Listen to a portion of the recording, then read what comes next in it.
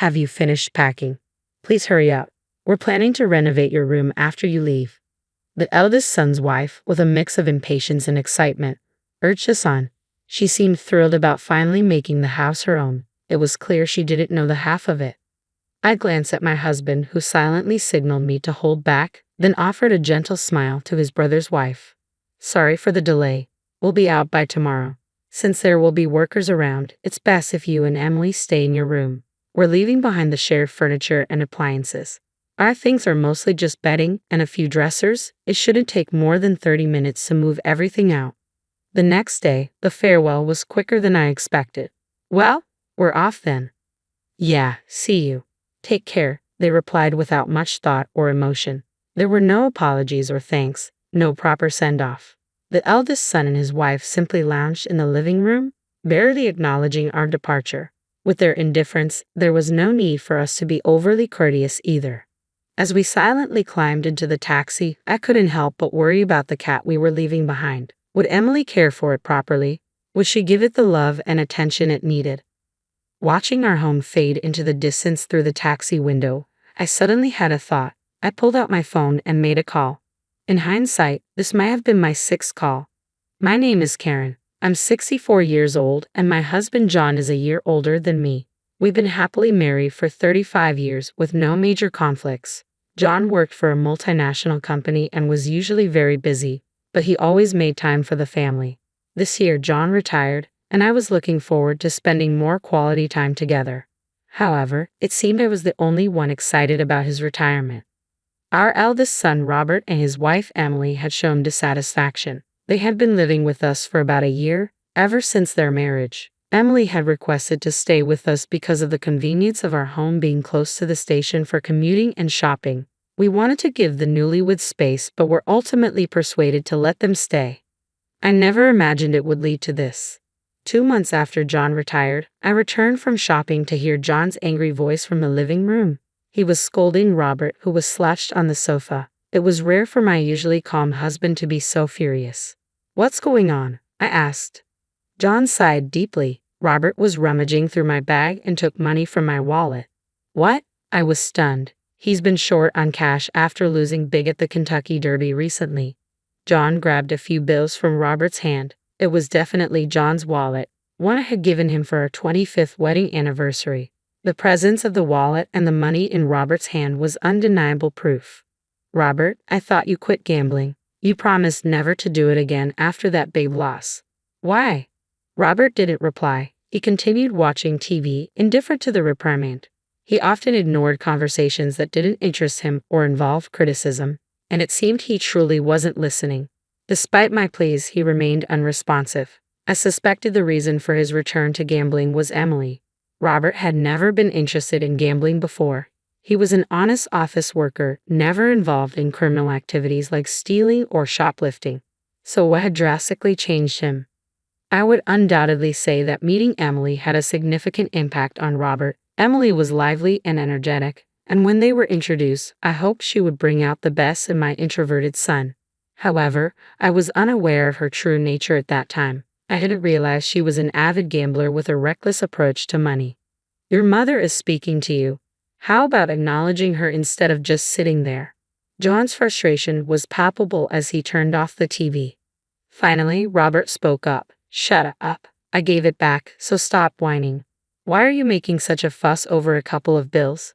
I was shocked at his dismissive attitude and the small amount of cash he had taken. Dad, you've really fallen, haven't you? Well, I retired, so that's to be expected, Robert retorted dismissively. Pathetic. With that, he walked out of the living room. I tried to stop him, but John held me back. It's partly my fault for leaving my bag out, John said. Repeatedly scolding him will only make things worse. But his attitude is just too much. It's horrible. John had never flaunted his role as the family's breadwinner, but it was clear that our comfortable lifestyle was largely due to his efforts. This included supporting Robert and Emily, who not only saved on rent but also made excuses for not contributing to living expenses, which John primarily covered.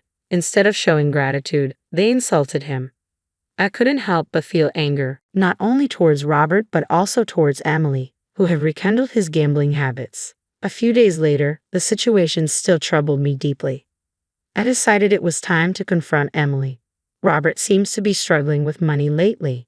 Do you know anything about it? Oh, he lost big at the Kentucky Derby, didn't he? Emily replied casually. You knew about that? I asked, taken aback. Yeah, I invited him to go with me, she admitted. Just as I suspected, Robert had started gambling again because of Emily. Why would you do that? Robert was trying to quit. Was he? I didn't know that, Emily said with a hint of indifference. Please, Emily, don't invite Robert to gamble anymore. If this continues, it will cause problems for you too. We just do what we want with our own earnings, Emily said, shrugging. So it's not a problem. I was taken aback by her unexpected response. It was true that both Robert and Emily earned their own money and had no concerns about basic needs like food, clothing, or shelter, giving them freedom to spend as they please. But you're married. You might have children someday. For your future, you should consider being more responsible with your finances. We've decided not to have kids, Emily responded. We don't want to be tied down or restricted by child-rearing responsibilities. Her response shocked me again. There was so much to process, but in a way, it made sense. Financial needs drastically change with children, and their lax money management reflected that. However, even without children, a couple should support each other. As a couple, you should help each other in tough times. Robert is struggling right now. Why don't you help him out? You're his parents. Besides, you're well off. Oh, but now you're on a pension, right? Emily asked with a hint of mockery. Well, John's company was multinational, so there isn't really a pension, I replied. That's disappointing, Emily said, her tone lacking sympathy. I thought you'd have a substantial pension, I said, surprised. No, there isn't one, Emily replied. So, please handle Robert's issues between yourselves. Honestly, supporting your living expenses is already quite a burden, and we can't afford any more. Well, that's Robert's fault for losing money. You can't blame me for that, she added, shrugging. Anyway, we can't help right now without a clear promise of support for Robert, I said, feeling frustrated as I was practically shown out of their room. A week passed, and Robert's financial troubles remained unresolved. If he was desperate enough to steal from his parents' wallets, wasn't that a sign of real desperation? Shouldn't we help him before he turns to crime? John and I discussed it repeatedly, but he insisted that this was the result of spoiling Robert. Now is the time to be tough for his future, John argued. In the end, I had to agree. At least we were providing meals in the morning and evening, and he had a commuter pass. He just needed to make it to the next payday. But our brief sense of relief was shattered by an unexpected turn of events. It was a weekend night, and after finishing dinner, we were relaxing in the living room when the doorbell rang. Ding dong. It was unusual to have visitors at this hour, so I answered the door with curiosity. To my surprise, Emily stood there, holding a cardboard box in both hands. She struggled to open the door herself. What's this about? What's in the box? I asked, taking the box from her. The rustling sound from inside made me gasp. As I opened the box, I saw a pair of eyes staring back at me. It's a cat, Emily said, looking pleased with herself. Isn't it cute? I found it abandoned on my way home. Despite her enthusiasm, the gravity of the situation hit me. I called out to the living room, John, go to the bedroom, and close the door immediately. I closed the box and handed it back to Emily. Emily, I'm sorry, but we can't keep a cat here. What? Why not? She asked, puzzled. I explained. John has a severe cat allergy. Exposure to cat saliva causes skin inflammation, and inhaling fur or dander triggers asthma-like attacks. Once, when Robert came back from a friend's house covered in cat fur, John had a severe reaction and had to be rushed to the hospital. We discussed this allergy before you moved in. So, you're saying I should just take it back out into the cold? It'll die out there. Emily's response was filled with distress. Her remark left me at a loss for words. I don't dislike cats, so telling her to put the cat back outside was something I couldn't bring myself to do. But I couldn't risk John's health either. All right, the cat can stay in your room for one night, but just one night. Tomorrow, we'll contact the animal shelter to have it taken in. The shelter can provide temporary care for the cat. Emily reluctantly agreed. I informed John and Robert about the arrangement, and we agreed that the cat would stay in their room for the night. However, things didn't go as planned. The next morning, my eldest son and his wife declared, "We've decided to keep the cat." Emily, that's not what we agreed on, I said, feeling frustrated. It's not about whether the cat is cute or not. John is allergic. If he doesn't touch it, it might be fine, but who will take care of it during the day while you're both at work? Can't you take care of it, Karen? Emily asked. I can't, I replied. That's why I'm saying no. Why are you so heartless? Emily shot back. I could only offer a helpless sigh in response. I didn't realize you were so cold, Emily said with a sharp edge in her voice. You can even help a tiny, cute cat. Do you know that shelters often end up euthanizing animals? You're just looking out for yourselves, ignoring any sacrifices needed. People like you are called old nuisances. What? I was taken aback by her harsh words. If we can't keep the cat, you should leave immediately, Emily continued. Before I could respond, Robert chimed in. It might be a good time for you to consider moving to a retirement home. You're old enough, and we have no intention of taking care of you. Besides, you're not earning anymore.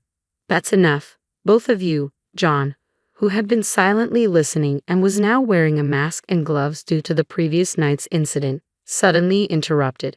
He kept his distance from Robert and Emily, and I felt a pang of guilt for making him uncomfortable in his own home.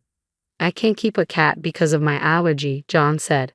So we'll go along with your suggestion and leave. John, as Robert said, it might be time to consider a retirement home, I agreed, understanding John's intention to avoid further confrontation. To Robert and Emily, it seemed like we had given up. Their attitude shifted to one of triumph. Don't worry about the house, Robert said. We'll take good care of it, but keep all the utilities and ownership in your name. It's too much hassle to change everything. Retirement homes are expensive, Emily added. You'll need to manage that yourself. We're not helping with that. Their relief and joy at our compliance were evident. It felt like this had been Emily's plan all along, using the cat as a scheme to force us out. Over the next week, it became clear that their true nature had been revealed. As I prepared for the move, taking care of John's needs and managing the packing, Robert and Emily continued to make snide remarks. They kept the cat in their room, aware that it would be problematic if John fell ill before we left. Have you finished packing? Please hurry up. We're planning to renovate your room after you leave, Emily urged, her tone brimming with impatience. She seemed ecstatic about finally making the house her own. I glanced at John, who silently signaled me to let it go, and smiled gently at Emily. Sorry for the delay. We'll be out by tomorrow. Since there will be workers around, it's best if you and Robert stay in your room. Given that we were leaving behind the shared furniture and appliances, our belongings were mostly just bedding and a few dressers. It probably would take more than 30 minutes to move everything out. The next day, the final farewell was more straightforward than I had anticipated. Well, we're off then, I said. See you. Take care. There were no words of apology or gratitude. Without even a proper send-off, Robert and Emily simply glanced at us while lounging in the living room. Given their attitude, there was no need for us to be overly courteous. As we silently got into the taxi, I couldn't help but think about the cat they were leaving behind. Would Emily be able to take care of it properly? Would she provide the love and care it needed? As I watched our home fade into the distance through the taxi window, these thoughts weighed heavily on me.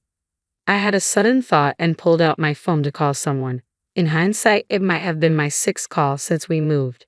Adjusting to life after the move had been a bit unsettling, but it was mostly comfortable. With 2 fewer housemates, everything from cooking to laundry took half the effort, and I no longer had to worry about being considerate. I finally felt like I had regained the freedom I lost before Robert and Emily got married. One night, about a week after settling in, Emily called me, and with John's approval, I answered. Emily's panicked voice blared through the receiver. Karen, what's going on? The power and gas in the house seem to be off, she exclaimed. It sounded like she had just returned home, and her distress was so great that she inadvertently switched to a video call. All I could see was the beam of a flashlight moving around in a dark room, and I couldn't make out Emily's expression. Well, I canceled the services, so it's no wonder they're off, I replied. What? What do you mean you canceled? Is this some kind of prank? Are you getting back at us for kicking you out? Emily's voice was laced with confusion and anger. Emily, calm down. Is Robert there with you? John asked gently. Emily's tone softened a bit as she replied. He just got home. Robert, seeing the dark house, was also in a mild panic. But after they calmed down, John explained the situation. The house has been sold. The buyer has been found, and the handover date is approaching, so we canceled all the utilities. We were told about this. Emily interjected, her indignation clear. How could you make such arrangements without informing us? I felt exasperated. I informed Robert about everything, the sale, the handover date, and the progress along the way. Clearly, Robert hadn't communicated any of this to you, or perhaps he didn't even remember hearing it. Given all the meetings with real estate agents and potential buyers over the past few months, the house had been quite busy. Robert and Emily were rarely home during the day, so they must have missed all the notifications. They had plenty of chances to notice, but they missed them all. I assumed you would move out right after us. Hadn't you started packing? I asked. I asked innocently, and immediately Robert and Emily began arguing. It's your fault. I didn't know. I was deceived. Watching them bicker in the dark, illuminated only by a flashlight, was oddly amusing. But once their arguments subsided, they directed their anger back at us. Even so, moving forward without your housemate's consent is too much, Emily said, her frustration evident. I don't remember agreeing to this. Oh, but I did get a response from you, I replied. I asked if it was okay to sell the house, and you said yeah, sure. Robert's response had been half-hearted, delivered while he was engrossed in watching TV, but it was still an answer. It's his fault for not paying attention, I added. Robert, momentarily speechless, then shouted defiantly, Fine. What should we do now? What do you mean, what should we do? Where are we supposed to live now? You must have arranged something for us, right? Robert demanded. John replied in a puzzled tone, Why would we arrange a place for you?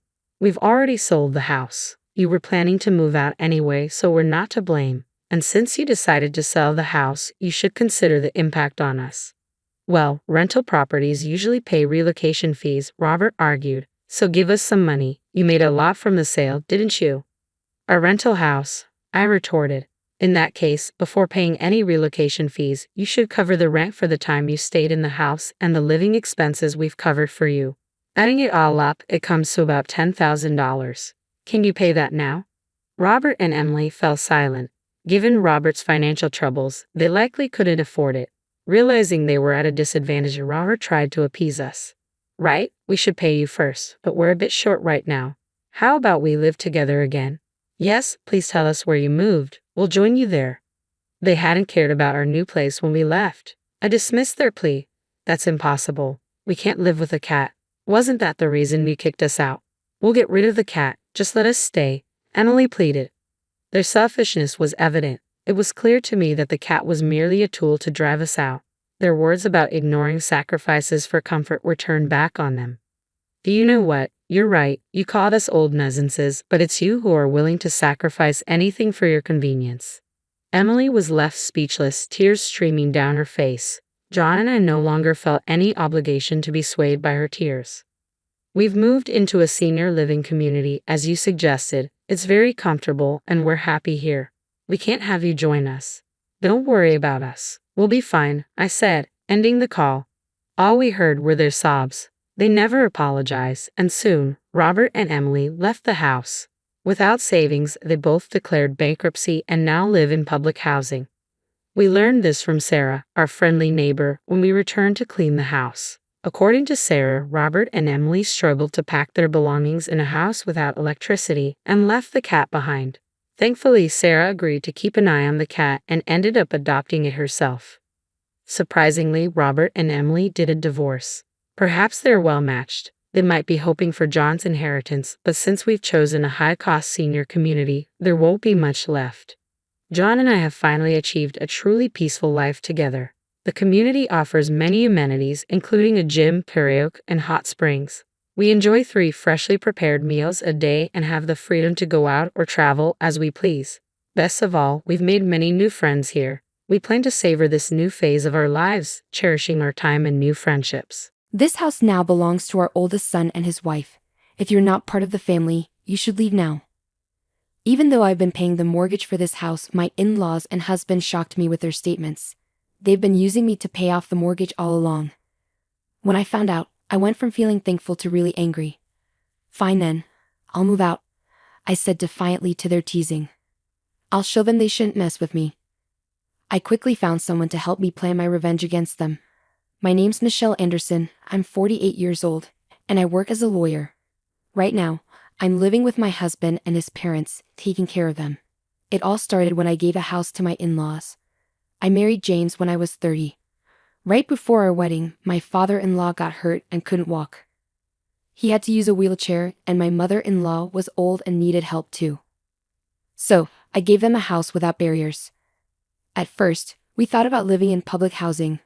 But then we chose a place in between where my husband and I worked. I suggested this so we could get to them fast if there was an emergency. The Anderson family helped me a lot with my dad. Let me repay the favor, I said. My dad passed away before I got married. Right before he died, he had a lot of debt, which made things really hard for us financially. We struggled getting more debt to pay off the old ones. My husband and his family were the ones who rescued us from this tough situation. James and his parents paid off my dad's debts for us. If you're worried about marrying because of the debt, wouldn't it be solved if we paid it off, said James. That's right, it's debt from a business failing, not from spending recklessly. We should help, added my mother-in-law. Yes, we should help each other out when times are tough. There's nothing to be embarrassed about, said my father-in-law. So they helped with most of the debt without saying much. Both my dad and I were really grateful, and I worked hard to pass the bar exam. The total borrowed from my husband's family was about $50,000. I was sure I could pay it back once I became a lawyer. I didn't want the debt hanging over me forever. My main goal was to pass the bar exam and become a lawyer, with a strong promise to pay back the money I owed. I kept studying hard to become a lawyer. With that determination, I buried myself in books, and after lots of effort, finally passed the bar exam. My dad and in-laws celebrated my success, and I was really happy to start my career in law. I found a job quickly and started working at a law firm. The boss was really nice, and I learned a lot from experienced lawyers, getting better at my job over time. Over time, I gained some special clients and now have an important job at the office as a female lawyer, making more than $100,000 a year. Because of my success, I managed to pay back all the money I owed to my dad and my in-laws. But after my mom died, my dad passed away soon after, leaving me alone. That's when James asked me to marry him. He said, "You're strong on your own, but I want to be the one who supports you. I'll always treasure you, so please marry me." His words convinced me, and we decided to get married, hoping for a happy life together. Around that time, sadly, my father-in-law had an accident. Remembering how kind they had been to me before, I offered to build them a new house without barriers. Even though they didn't want to accept, the gratitude I felt was too big to put into words. "Please don't say no. I want you all to live comfortably," I sincerely told them, not just saying it to be nice. They could tell I meant it, and with a small smile, they agreed. But then they added something. "Michelle, why don't you live with us too? We heard you and James are looking for a new house." "That's right. If you don't mind, let's live together. Eventually, this house will be yours." James has an older brother who moved out a few years ago to start his own business. He had an agreement with James that in exchange for taking care of their aging parents, James could use the family stuff freely. Before leaving, he talked to James about this. Moving to the new house would make my commute shorter, and we'd live with James and his parents. Since we could help each other when needed, there was no reason to say no to living together. But I worried I might cause trouble for my in-laws. Before getting married, I had occasionally caused trouble for them, so I worried if living together was right. James sensed my concerns and comforted me, saying, "Don't worry, Michelle. I'm here for you. Let's live together confidently." Encouraged by James, I agreed to live with my in-laws, hoping for a happy life with the four of us. But reality was different from what I expected. Every day, they would ask me for help with small things like finding clothes or fixing the TV remote. They seemed to rely on me for everything, especially my disabled father-in-law, who often touched me without hesitation. "I already hung up your morning clothes, Mom," I reminded her. "That's the air conditioner remote, not the DVD remote. It's on the desk, Dad. Please ask James for help with physical tasks when he's around. I can't always be there for you." I found myself saying these things every day. At first, I tried my best to fulfill the family's needs, even though I was already handling the mortgage and all the household chores. Sometimes I thought about getting a divorce, but James always handled things well, and my in-laws would apologize. Since I didn't feel mistreated, I usually decided not to divorce. Day-to-day life was filled with their dependence and small annoyances, but I felt a bond with them as family, which made me endure it. Still, the thought of divorce crossed my mind now and then. My mother-in-law started showing signs of memory loss, which might be mild dementia or just forgetfulness. It's hard to tell for sure. The questions from my mother-in-law kept increasing, and James, who had promised to help before we got married, turned out to be unreliable in this situation. Living with these uncertainties, I gradually got used to the situation. Through experience, I started handling everything on my own and began speaking up clearly to James and others. But my father-in-law's behavior bothered me a lot. I told James and my mother-in-law, "I can't ignore how father acts lately. He pretends to have dementia just to touch me, Mom. Please do something." The doctor said, "Your father-in-law hasn't been clearly diagnosed with dementia. His symptoms are mild, so it's not certain if it's dementia or not." But my in-laws insisted it was dementia, even though the doctor wasn't sure. I understood if it was really dementia, but using an illness as an excuse to make others tolerate bad behavior wasn't okay. I talked to James and asked my in-laws to address it, but James kept avoiding the issue. When I was almost at my breaking point, something unexpected happened. As I was organizing our finances one holiday afternoon, I saw something in the bank book that made me smile. By the end of that month, we would finally finish paying off the mortgage for my in-laws' house. Filled with a sense of accomplishment, I felt like a heavy weight had been lifted off my shoulders. I was thrilled at the idea of having less financial strain and more money to spend freely, but little did I know, a new challenge was about to emerge. One evening during dinner with the family, James suddenly brought up the topic of the mortgage being paid off. "Michelle, the mortgage for this house will be fully paid off this month, right?" he asked out of the blue. Since he'd never mentioned the mortgage before, I was surprised by his sudden interest. But he smiled warmly as he poured beer into a glass. "Yes, that's correct. But why the sudden interest?" I asked. "Because we should celebrate, right? You've been through a lot, Michelle." "I want to thank you with a big celebration," James explained. His unexpected words touched me deeply. I was moved that James had considered my struggles and wanted to show his appreciation. Despite wishing he'd help more with household chores, I was grateful for his care and concern. His words instantly eased my frustrations, and I couldn't help but smile with joy. "James, thank you. Can I look forward to the celebration?" James said, "Sure, we'll talk about it together as a family and get ready." "Just hold on, Michelle," feeling relieved by his words. I was excited about getting ready for the celebration, but that happy feeling didn't last. Soon, I realized something wasn't right. I accepted James' invitation without thinking too much. It seemed like my in-laws had also heard about the talk and were planning something together. A few weeks later, James and my in-laws asked to meet me. Since work wasn't too busy and I was in a good mood, it seemed like a perfect time for a celebration. "Sorry for calling you in suddenly. We have something important to discuss," James said. "It's fine, no worries," I replied. "Today, we as a family need to talk to you about something important, Michelle," my father-in-law said. "What's going on?" I thought it was all about the celebration. So why were they sounding so serious?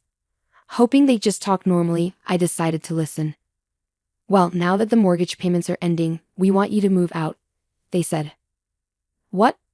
I couldn't help but sound surprised. They wanted me to leave once the mortgage was paid off. What did they mean? Was it a mistake? The unexpected words made me think it must be a mix-up. I couldn't understand what James was saying, and I couldn't find the right words to respond. I was just confused. Seeing me like that, my in-laws didn't want to wait for me to figure it out and started explaining. "We sold this house to our oldest son and his wife," my father-in-law told me. "What?" I exclaimed, shocked to the core. My mind was spinning, struggling to grasp what was happening.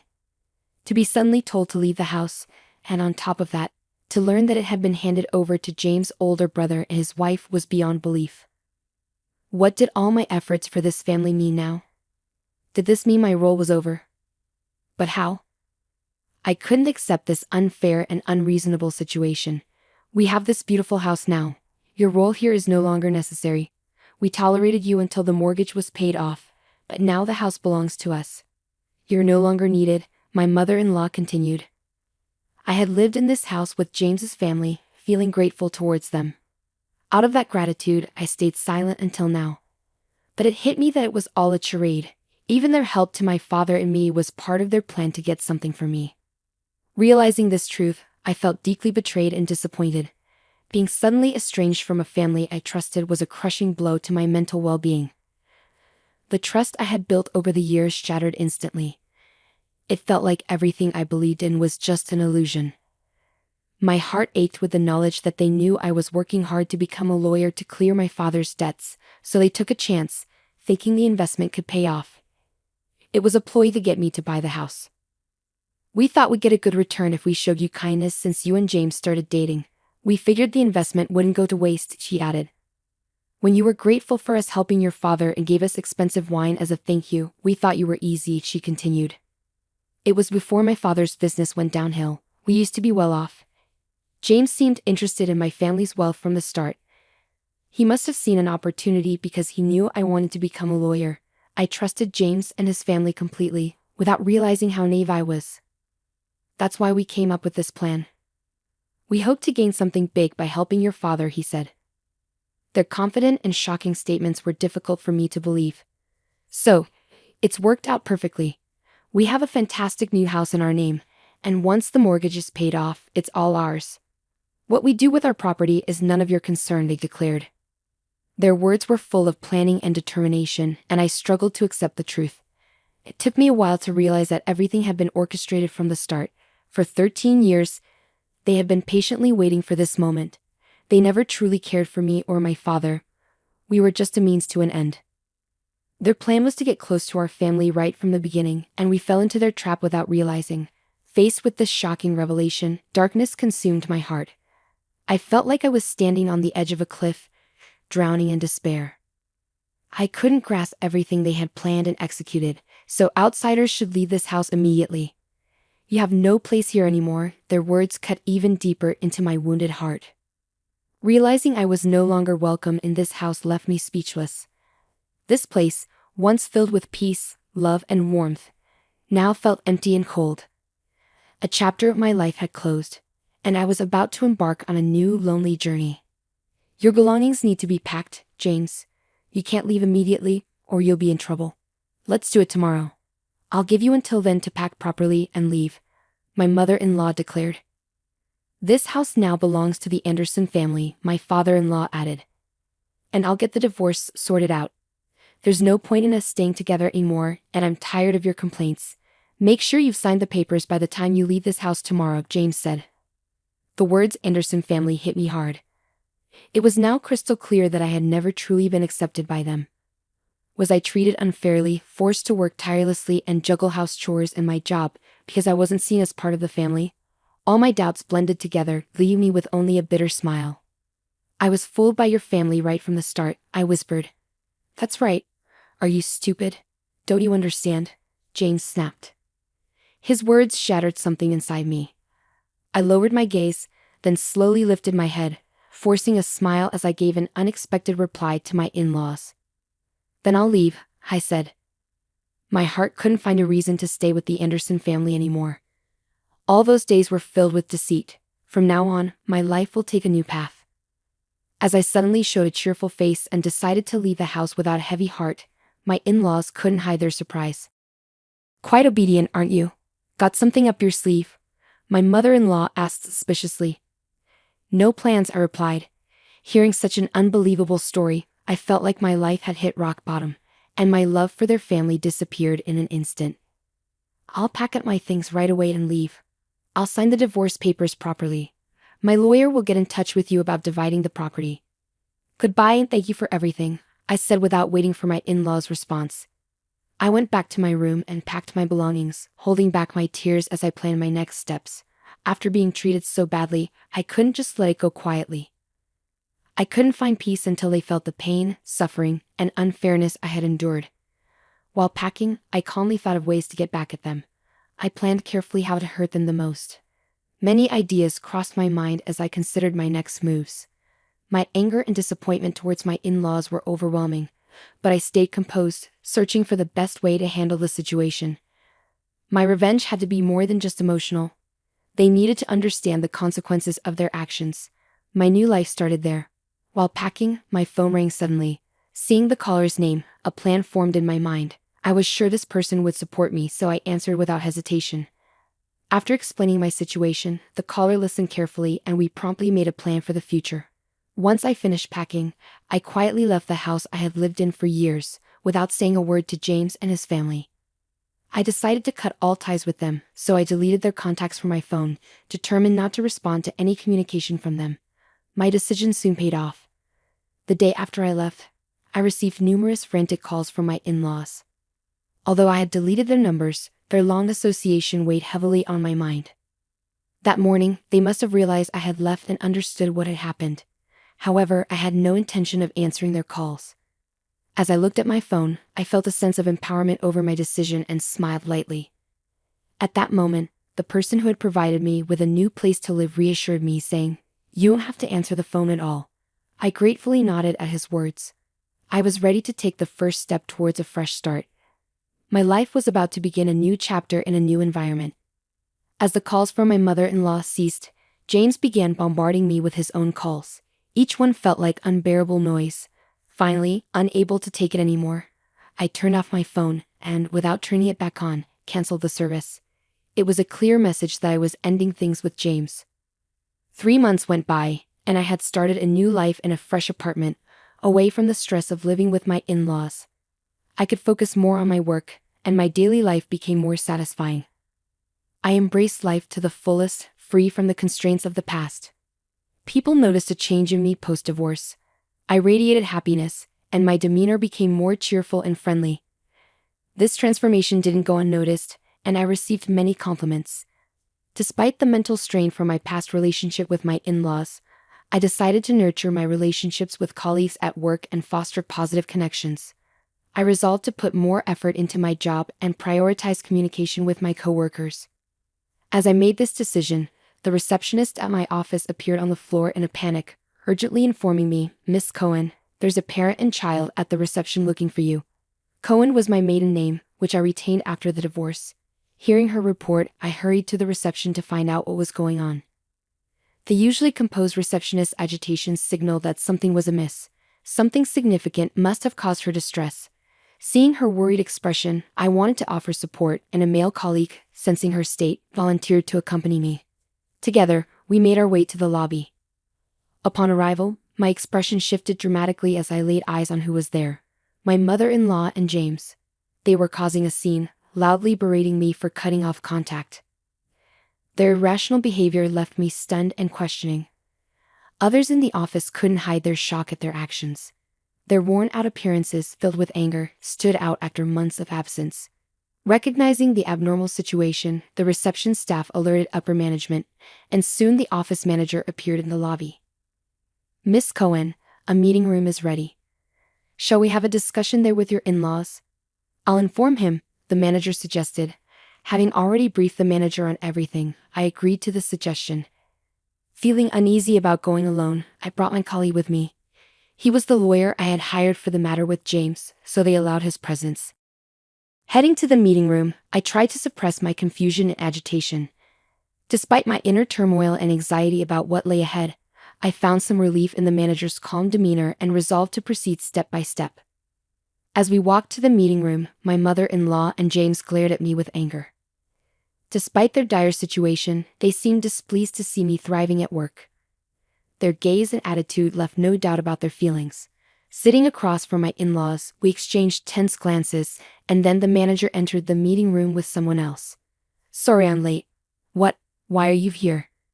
The person the manager brought was James's brother, my brother-in-law. He stood there, glaring at the two with an angry expression. "There's nothing to say. You guys have really done something ridiculous. My brother-in-law used to be a gang leader in his youth, but now runs his own construction company. His employees call him boss, and he can't stand unjust behavior. When I lost my place to live, he helped me out for several weeks in a women's dormitory. He was already aware of the situation with my in-laws' house and, after hearing the details, offered his support right away. Why didn't he know when my in-laws told me to leave the house? They said they had sold it to their eldest son and his wife. I found out everything from Susan and confirmed it. You didn't think you could do such a horrible thing to Michelle and get away with it, did you?" As soon as Susan's name was mentioned, James and his mother looked astonished. Susan, his wife and the mastermind behind this incident, had always harbored hostility towards me. Despite my brother-in-law's wishes, she had been a housewife up to this point. It wasn't my brother-in-law's instruction, but her own decision. She believed women were meant to be homemakers, as her own parents had been. So housekeeping was natural for her, and she saw women who defied this as not real women. When Susan saw me, she probably viewed me with envy. My dedication to work for nearly 40 years might have seemed dazzling to her. Additionally, Susan wasn't skilled at cooking. Even my brother-in-law and father-in-law had asked my mother-in-law to teach her, as I had heard from James. On the other hand, I managed household chores well while balancing my job. Perhaps she envied my ability to handle everything efficiently. Every time Susan encountered me, she made snide remarks. She accused me of neglecting household duties or leaving them to my husband, hurling harsh words at me for decades. However, my brother-in-law always intervened, which likely added to Susan's dissatisfaction. He supported Susan's desire to work and helped with household tasks. Susan's inaction in improving her situation was her own choice, and it was unfair for her to take out her frustrations on others. When my brother-in-law warned Susan, she redirected her discontent towards me. Susan confessed that she had orchestrated the entire plan to take over the house and pressure me into buying it. She manipulated my mother-in-law and father-in-law to execute this scheme. They'd probably believe they could obtain their own house and continue pretending to be senile, leaving me unable to object. They had found ways to orchestrate the plan without involving my brother-in-law, whom they couldn't contact because of Susan. James had also accepted a reward for assisting them in this scheme, making them all accomplices. The only person unaware was my brother-in-law, who would have stopped such foolish actions if he had known. This likely filled him with regret, explaining why everyone behaved timidly whenever he visited. When my brother-in-law came over, my parents-in-law didn't take any action, likely fearing the consequences if he found out about the situation. The manager and my colleagues watched my in-laws with astonishment. So, how do we proceed? I have no intention of forgiving even a fraction of the insult I received, let alone the trouble caused to Michelle, I stated firmly. But it was Susan's suggestion, James protested. That's right. We were just misled by clever words. It wasn't intentional, my mother-in-law added. At James' statement, my patience wore thin. I stood up, my face burning with anger, and yelled at my mother-in-law and James. How can you claim innocence after such a betrayal? Do you have any idea how much pain I've endured in these 13 years? My suppressed emotions burst forth, and tears of anger and frustration streamed down my cheeks. My mother-in-law and James had never seen me cry before, no matter the hardship I faced. Even when my father-in-law was wrongly considered senile and acted recklessly, I never shed a tear. In their eyes, I was always a strong woman who never faltered. Seeing me raise my voice and cry must have been shocking for them. Do you realize how grateful I was to you? How much I wanted to repay you? And now to discover that your care for my father was driven by such selfish motives. I may forgive you, but I will never forget. With those words as a cue, my brother-in-law brought someone into the meeting room, a man in a black suit. He sat opposite us, his gaze fixed on my in-laws. You will have to take responsibility for this, he declared. Faced with this unexpected turn of events, my mother-in-law exclaimed in surprise. This man is my lawyer, hired by my brother-in-law. He is a respected attorney in our office, like a mentor to me. We intend to seek compensation for the unfair treatment I've endured, I explained. What do you mean? It's pointless to dwell on the past now, James argued. The past is irrelevant now. The lawyer, who had been quietly listening to my in-laws, adjusted his glasses and calmly refuted them. The current evidence and the basis for the future claim of damages make the lawsuit fully feasible, especially since there was no agreement not to claim property at the time of the divorce. In this case, there is no specific time limit for claiming compensation. As he spoke, the lawyer took out a SSD from his pocket, leaving my in-laws confused. What is that? My mother-in-law asked. This is the record Michelle has been keeping. Her PC was equipped with a camera for remote meetings, and all your wrongful actions have been saved as data, the lawyer explained. My in-laws' expressions turned pale upon learning this truth. Michelle mostly worked in the living room, didn't she? Modern laptops often have built-in cameras, and your harassment in the living room has backfired, the lawyer said before pocketing the SSD. He then turned to my in-laws, stating firmly, "The ownership of the house is already in Michelle's name, and your eviction is just a matter of time. We will proceed with legal action promptly, so please prepare the funds." "Wait, you're saying it's changed to her name?" James reacted to the lawyer's statement. In response, my brother-in-law raised his voice. "I asked Michelle to change the ownership to her name. Thanks to you putting it in Susan's name without permission. The change was surprisingly easy. Anything to say about that?" My brother-in-law taunted James with a mischievous smile. James, who had never won a fight against his brother since childhood, couldn't argue back, and my mother-in-law also remained silent. "I will also properly bill you for all the expenses involved in that transfer. That's only fair, right? After all, it was your wrongful actions. If you don't deal with what you've started, we'll be in trouble too," said my brother-in-law, folding his arms and standing imposingly. "Wait, you're saying it's changed to her name?" he added sternly, throwing the words at them. The two were left speechless before my brother-in-law's firm demeanor. He had also informed Susan, his wife and the mastermind behind this ordeal, about the situation. After resolving this matter, he expressed his intention to divorce her over the phone. "I'm really sorry for involving you in this, Michelle. Even though I didn't know, I will support you fully until you are satisfied. Let me know any requests you have. It's my family who did this, so I have a responsibility too." My brother-in-law apologized sincerely, and I nodded in gratitude. This outcome was a significant achievement for me, especially considering that the maximum amount for moral harassment compensation is usually around $30,000. I felt nothing but gratitude. Fortunately, the house was returned to my possession within a few days. With my brother-in-law's supervision, the furniture and appliances were also moved back, and everything was successfully recovered. Currently, the house is being used as a rental property. It's too big for me, and with its good location and accessible features, it seemed wasteful not to utilize it. Following my brother-in-law's advice, I started renting it out. Susan is busy with work, trying to pay off her debts. Following my brother-in-law's instructions, she works tirelessly from morning till night, and my mother-in-law and James are in similar situations. My father-in-law, unable to work due to his disability, contributes from his pension towards the debt repayment, and they seem to be leading a challenging life. I feel relieved knowing my brother-in-law is a reliable person. Years have passed since then, and I continue my work as a lawyer. Thanks to my brother-in-law, the monthly payments are going smoothly, and it's expected to be paid off by next year. Despite often contemplating giving up amidst the hardships, I held on to the belief that my efforts would be rewarded someday. That belief has become a reality, and I live each day with gratitude. "Get out because I'm moving in with my family," Jeff pointed at us, loudly declaring while my in-laws were giving instructions to the movers. His face twisted maliciously, and I couldn't help but show my disgust. However, Stacy, next to me, reacted differently, asking Jeff with confusion, "Dad, you didn't know?" Hearing this, Jeff was visibly puzzled. Stacy seemed so flustered that not only Jeff, but also his mother and father stopped what they were doing and looked over at us. Nicole continued to give instructions to the movers, seemingly uninterested in the situation.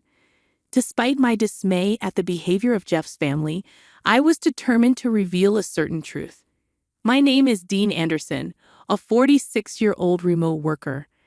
I have a husband and a daughter leading a typical life. After several dates, Jeff proposed to me 3 years into our relationship. Having a frequently ill mother, I wanted to marry as soon as possible to give her peace of mind, so I accepted Jeff's proposal. Sometime after our marriage, I found out I was pregnant. Jeff was truly happy, eagerly looking forward to seeing our child. When our daughter Stacy was born, Jeff took an active role in parenting, and I lived happily. However, I had some worries. The biggest concern was about my mother. Her health improved upon seeing her grandchild, despite being almost better than before, and she visited us often. Initially, she visited frequently, but as Stacy entered middle school, my mother's health visibly declined. I quit my job to be available for my mother, choosing remote work. This decision allowed me to fully take care of my mother's hospital admissions and discharges. By the time Stacy graduated middle school, my mother was very happy when we visited her. I hoped she would gradually recover and be able to go out as before. However, around this time, Jeff's behavior began to change. Initially, he was willing to help with my mother's care, but lately he had become grumpy, complaining that I wasn't paying attention to him. Going to your mother's again? You don't care for me when I'm tired from work, but you always look after your sick mother. He would say such incomprehensible things, and even when Stacy and I tried to appease him, he strongly rejected our efforts. Worried about both my mother and Jeff, Stacy took over caring for Jeff. Mom, leave Dad to me. You should go to Grandma sooner, Stacy said with a smile, and I always relied on her. One day, while living this way, I received a call from my sister-in-law, Nicole.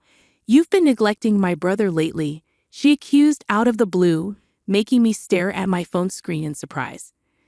I pondered if there was a mix-up, but Nicole's name was clearly displayed on my phone screen. Confused by the baseless accusation, I could only deny it. It's been a while, Nicole. What's going on all of a sudden? I haven't been neglecting Jeff, I said, clueless as to why Nicole would say such a thing. Don't play dumb. I've heard it from my brother lately. You've been neglecting the house to care only for your own mother. Can you still proudly call yourself a wife? Nicole accused, and I was baffled. I had been focusing more on my ill mother lately, but I never thought Jeff would tell Nicole about it. However, I wasn't neglecting our home. Stacy helps with the household chores when she gets back from school, and I manage both my work and my mother's care along with the housework. Lately, I did feel like Jeff's complaints had increased, but they were about trivial things like wanting to eat at expensive restaurants or not liking the smell of the laundry detergent, things we couldn't do much about. I was not neglecting the household chores. Just as I was about to explain in detail, Nicole said something shocking. Unfortunately, this has reached our parents too. Someday, our angry mother might come to scold you. Leaving me with those irrational words, Nicole hung up. Immediately surprised by the unexpected turn of events, I was speechless until Stacy spoke to me. Mom, I'm home. What happened? You look stunned.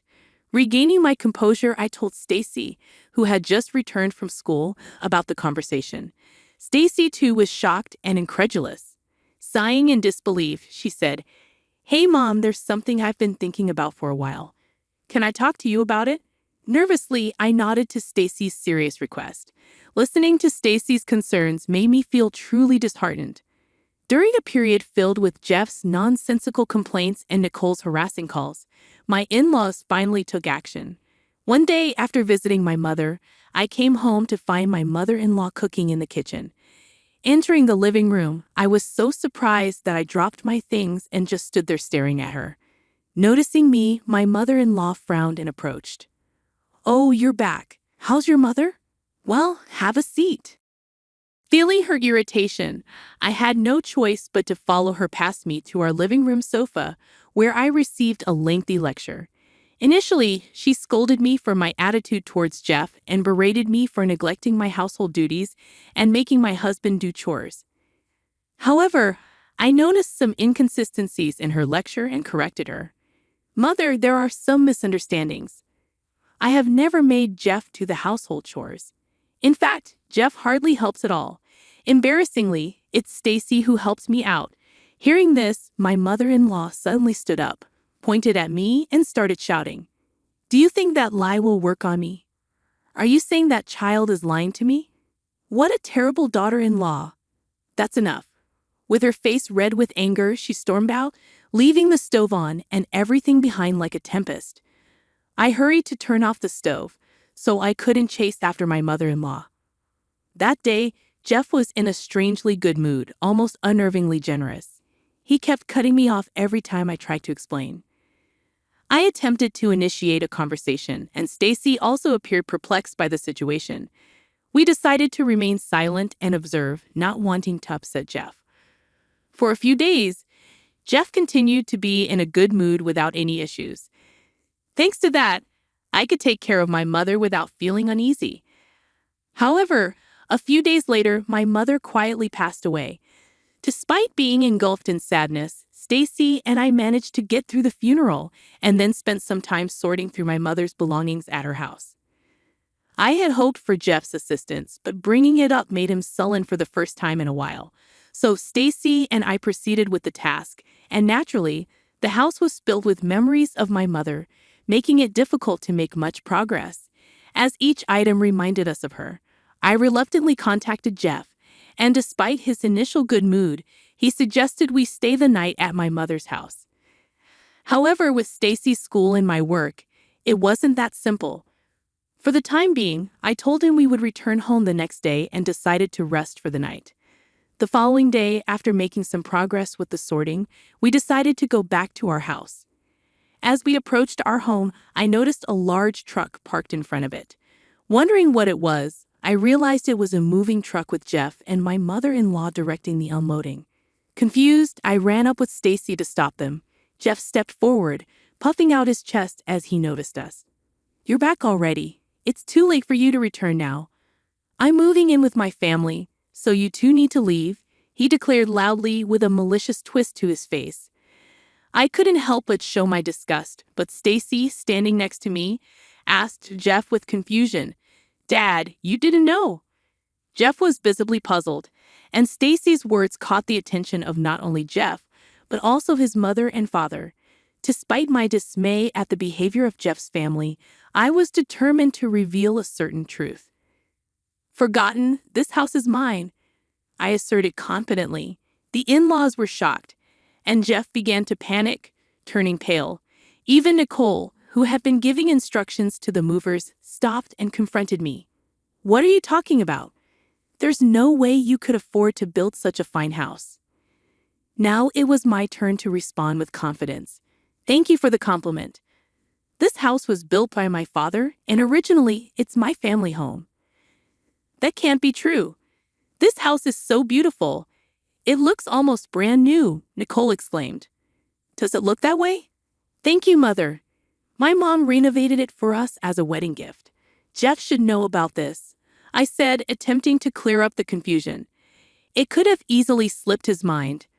But this house is naturally in my name, and the renovation costs were covered by my mother. She moved out happily to an apartment so that we could live here contentedly for a long time. Jeff and I went to express our gratitude to my mother and even discuss the possibility of living together. However, Jeff, who tends to forget things that don't suit him, appeared to realize that his plan had failed. Just as I was about to speak, Stacy began to share information she learned from the inheritance process. "Grandma left a lot of assets for me and Mom. But it's not money. It's things like land and apartments that can't easily be converted into cash." Upon hearing this, Jeff turned to his parents with shining eyes, and Nicole raised her hand in joy. "Wait a minute. I had no idea your mother had so much wealth. You never said anything about this when we got married." Jeff's outburst led his family to start complaining selfishly. "What's that? Isn't that like marriage fraud? That's terrible. You intentionally kept quiet because you didn't intend to give Jeff any of the property. What a greedy woman." From the conversation earlier, it sounded like only you two would inherit everything. My father-in-law, who noticed the most crucial part, looked at us, and I nodded clearly while explaining the situation.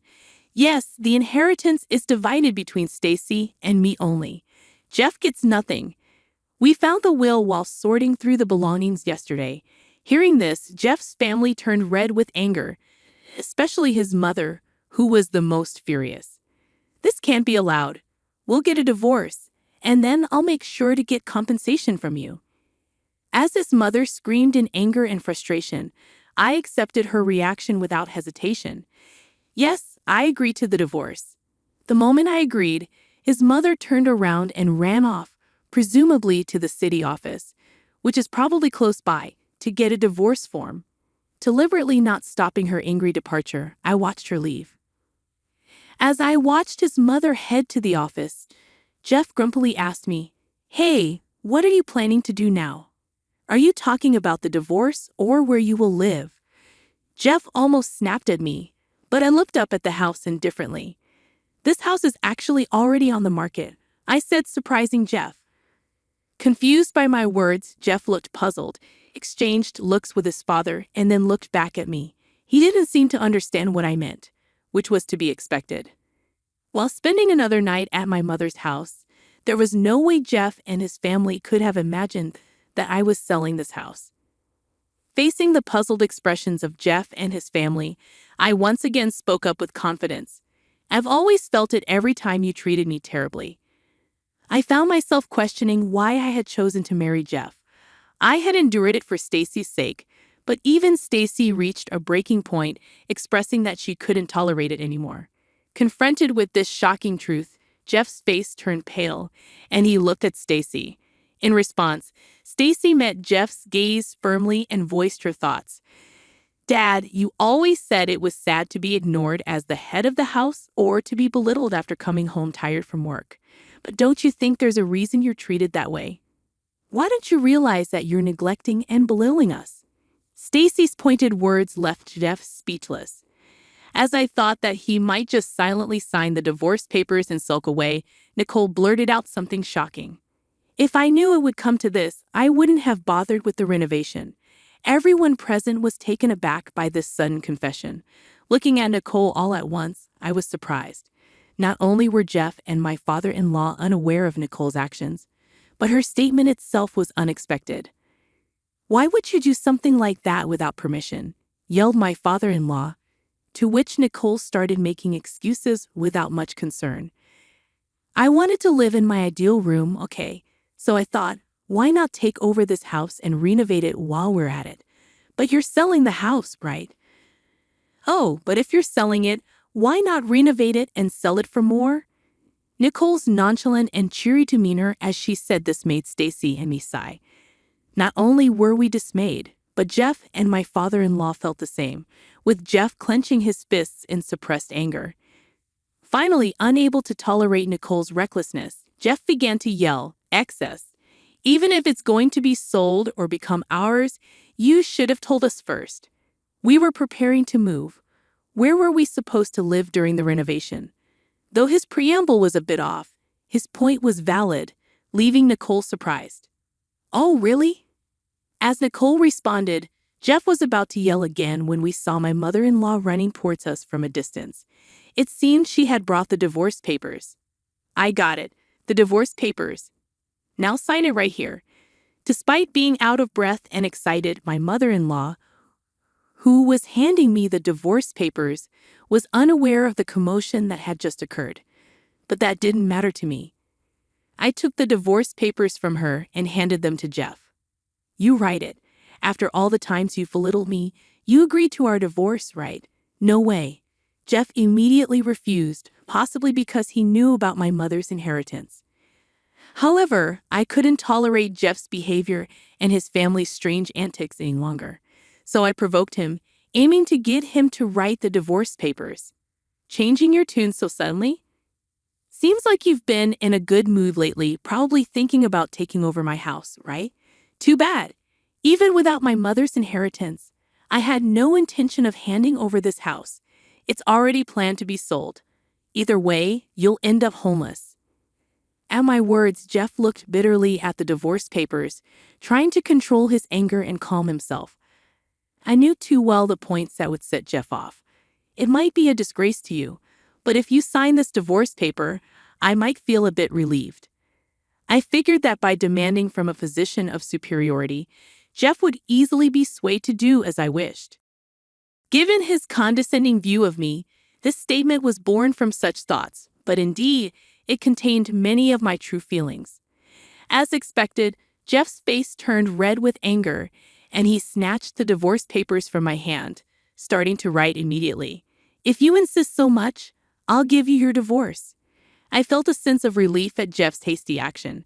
I had worried that he might reconsider and calm down, but Jeff was simple after all. After receiving the half-completed divorce papers, I filled in my part to prevent any further unexpected events and completed it. I then entrusted the finished divorce papers to Stacy and turned back to Jeff's family.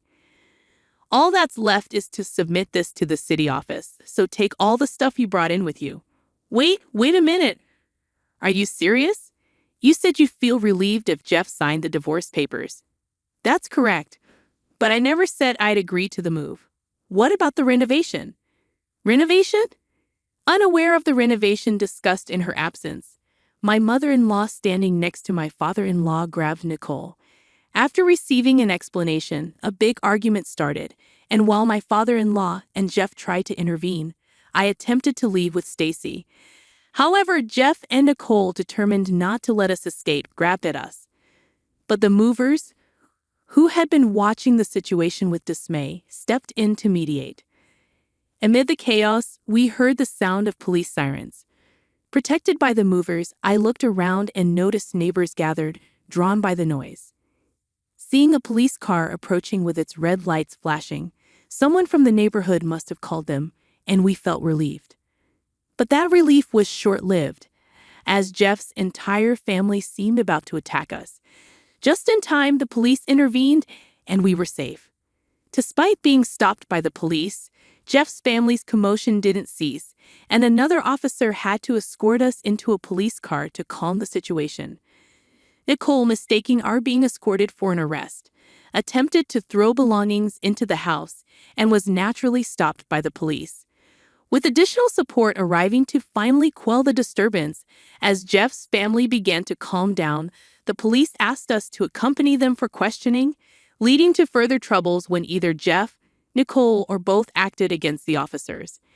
They were arrested for obstructing official duties and taken away in police cars that had arrived for backup. Jeff's parents were also scolded by the police and taken to the station for questioning. From the police car, we observed the entire ordeal, providing a brief statement. Eventually, Jeff and I officially divorced. The process, initially resisted by Jeff even after signing the papers, was prolonged. However, thanks to a mediator, we were able to finalize it smoothly. Soon after, my house found a buyer, securing the money from the sale. Despite Nicole's push for a renovation, the house had already been renovated when my mother passed it down to me, and a buyer quickly appeared. Afterward, my in-laws were not prosecuted, but they couldn't return to the house I inherited, having sold their own house in anticipation of moving into mine. This left them without a place to live, and due to the commotion, they became outcasts in the community, struggling to find a place to belong. My claim for compensation further cornered Jeff's family. The incident became well known at Jeff's workplace, leading to a pay cut followed by his voluntary resignation. Now, he is working day jobs to make compensation payments to me and, for a short while, child support for Stacy. Balancing income and expenses is difficult, and he seems to be juggling multiple jobs to keep up with the payments. As for Nicole, after the dust settled from the incident, she continued working as a beauty consultant as if nothing had happened. However, rumors reached her customers, and eventually, upper management learned of the incident, leading to her dismissal. Despite once living a flashy lifestyle, her savings quickly dwindled. Like Jeff, she is now working multiple jobs to make ends meet, including compensation payments to me. Regarding my in-laws, there was some trouble after the incident, leading to their divorce. Now they are living separately. The mother-in-law, ostracized by the neighbors, was fired from her part-time job.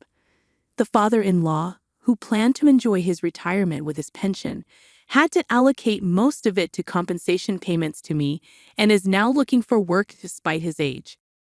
They are each in a difficult situation, but this is their reparation to us, and I hope they take this time to reflect. On the other hand, Stacy and I have moved to a new house. Even if Jeff's family tries to approach Stacy's school, it's not an issue since she has already transferred. Continuing my work from home and thinking about spending peaceful days ahead with Stacy naturally brings a smile to my face. Feeling liberated from our past troubles, I plan to live happily with Stacy, just the two of us. See, it's clear now. All the money goes to your brother, as stated in the will.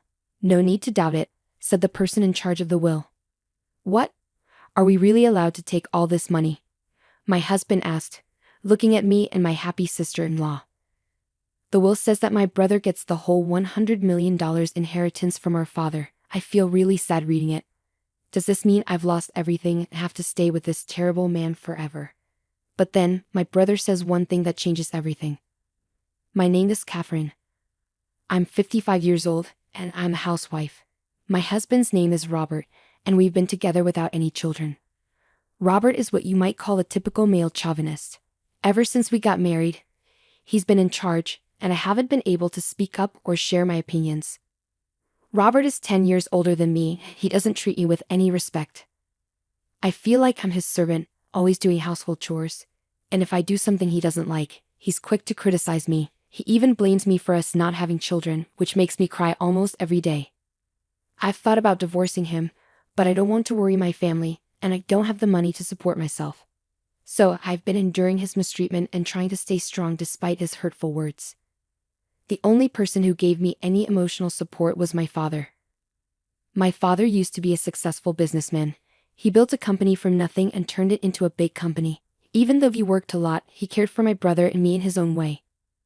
But after my mother died in a car accident shortly after I got married, my father threw himself into work even more, maybe to distract himself from the loneliness. It was clear that my father's excessive work had taken a toll on him. He had a stroke and had to go to the hospital. Thankfully, his life wasn't in danger, but he was paralyzed on his left side. This was the cost of pushing himself too hard for so long. I managed to convince him to retire. I was worried about him being alone, so I convinced my husband, and we moved in with my father. Once he stopped working, my father seemed to age quickly.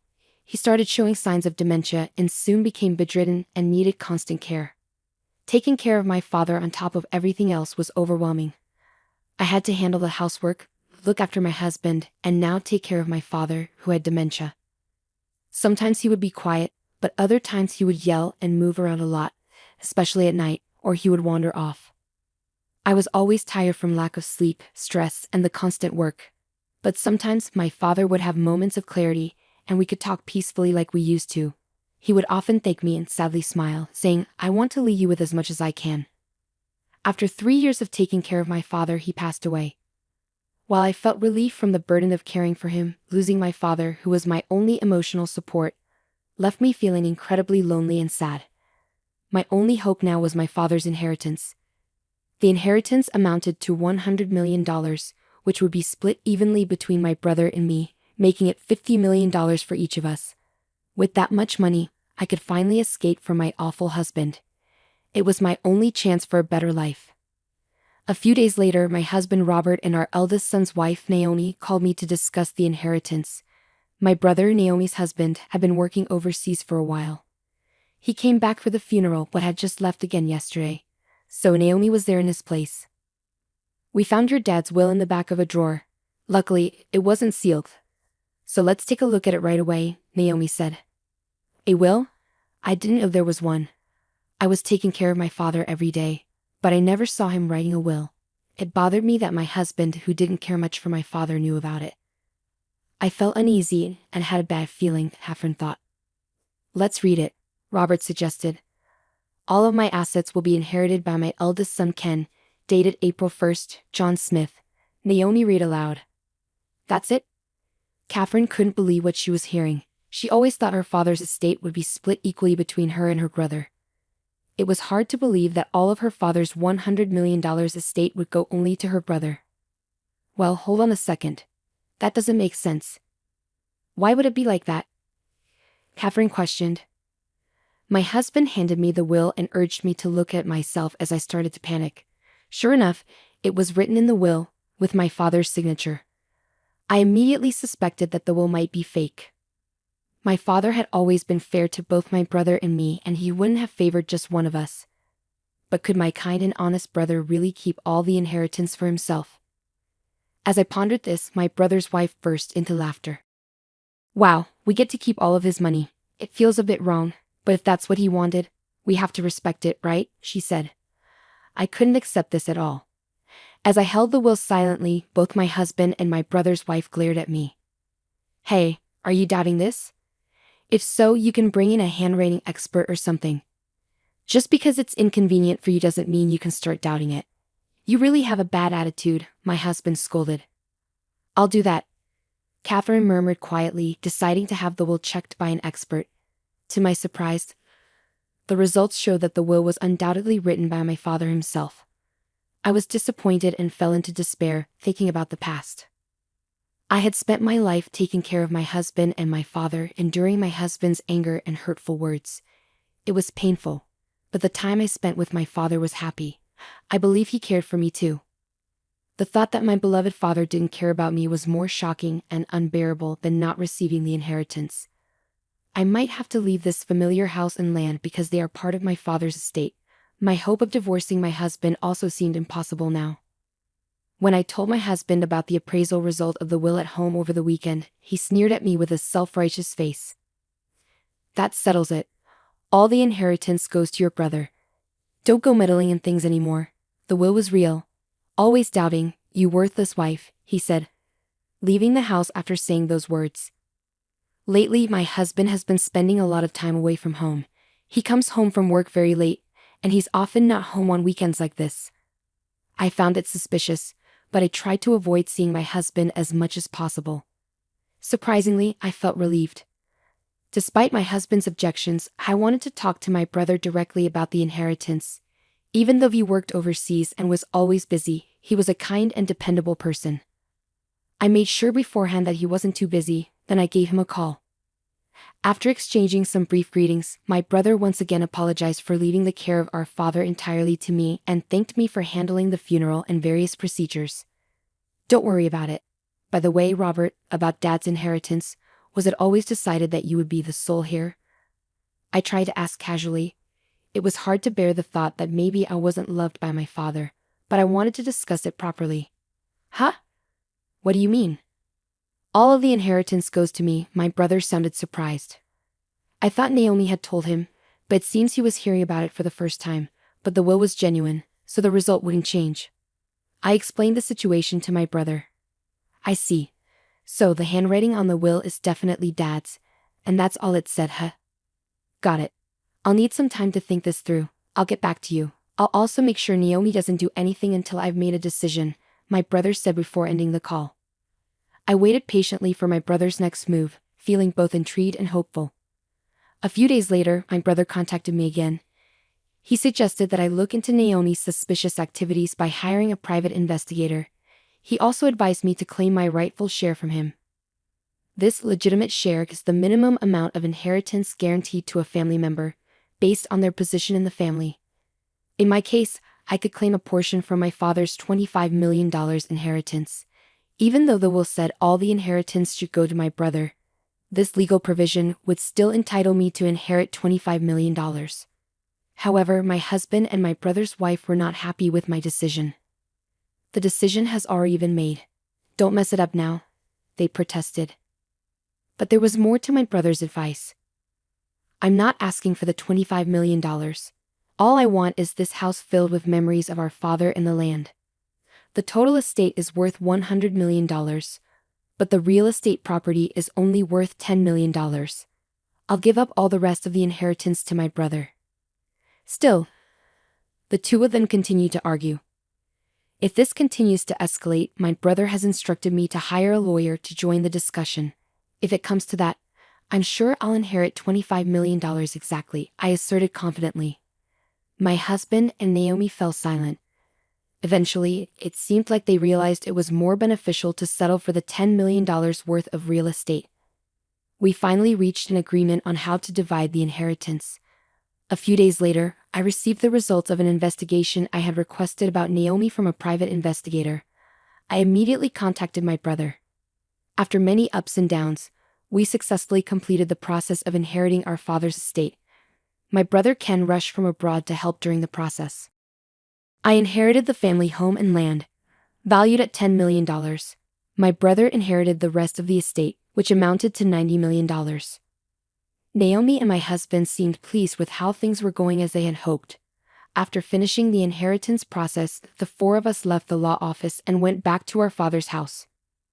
While enjoying a cup of tea in the living room, my brother spoke up, placing his smartphone on the table. Great job, everyone. Now that we successfully inherited Dad's estate, there's something I want to discuss, he said with a smile. With that, he took out a document from his pocket and laid it out on the table. The expressions on my husband's and Naomi's faces turned pale as they read the contents.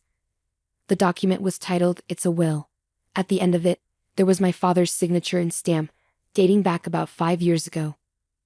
This is a will that Dad gave to me when he was still working. It was made with 2 witnesses at a notary office, so it's legally valid, my brother explained. He continued, saying that our father had prepared it before he had a stroke.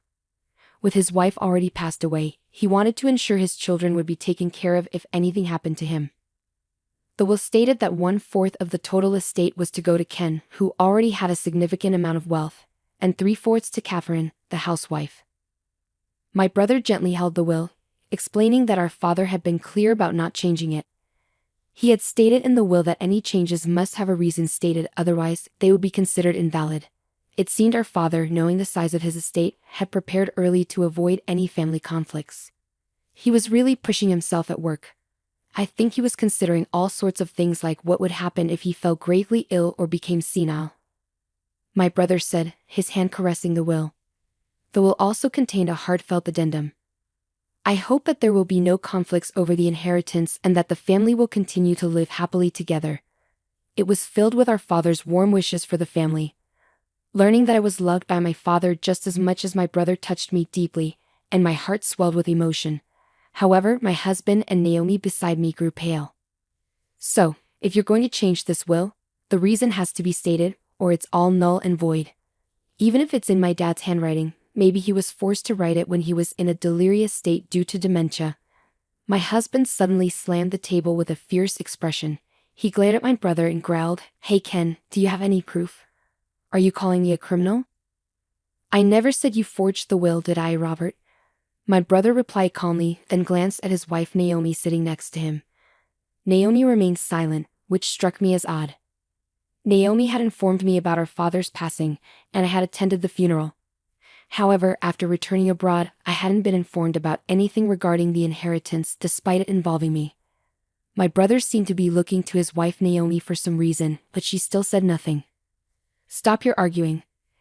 The inheritance is already decided. The $90 million is ours. It doesn't matter what you say now," my husband shouted back. "What do you mean by ours?"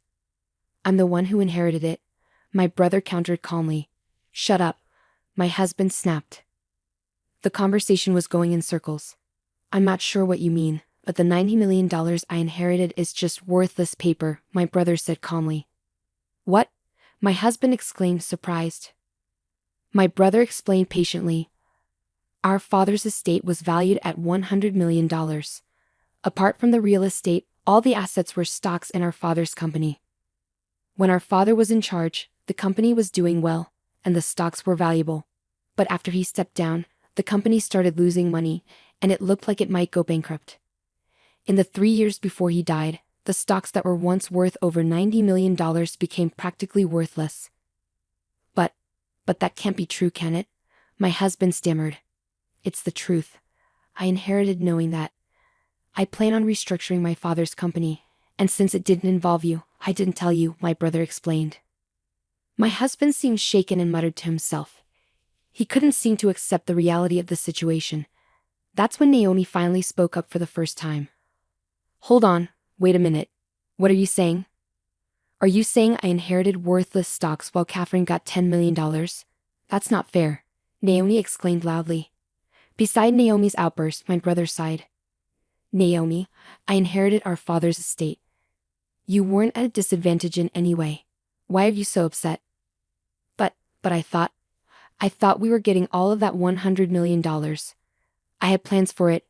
My husband glared sharply at the flustered Naomi. "So you and Robert were plotting to get all of our father's money, and while doing that, you were having an affair, weren't you?" my brother accused.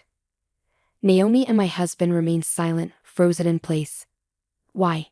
Naomi muttered hoarsely. My brother glanced at her before continuing. "After our phone call, I started suspecting Naomi. Why didn't she talk to me about the inheritance? Why had her interactions with me been so brief lately, and why had she started ignoring my calls? I thought something was fishy, and when I saw her pictures on social media, I knew she was cheating on me. And soon, I'll be getting a lot of money. I'll be living like a famous person. I've been discussing with my girlfriend how we'll spend it. She said we'll have a blast when we get the money. I'm thrilled. But Naomi, I don't recall talking about this with you. I wonder who this girlfriend is." "No, wait. You're misunderstanding," Naomi interrupted. Ignoring his confused wife, my brother brought out a big envelope. He took some photos out and placed them next to the will. They showed Naomi and Robert going into a hotel together, looking very close. It was obvious they were in a tight relationship. "I've been overseas, you know. I hired a private investigator to look into things because I was curious about your girlfriend," my brother said, showing the solid proof. Naomi started trembling. Looking at Naomi's affair partner, my husband, I noticed he was furious, completely red-faced, which was quite different from the pale Naomi. "Curse you, poking around like some creep. What's all this nonsense about your silly will in these photos? It's absurd," my husband exploded. "Stop." Suddenly, Naomi raised her voice. She approached my brother with a fake charm, like a bad actor. "Hey, you're mistaken. It's all a mix-up.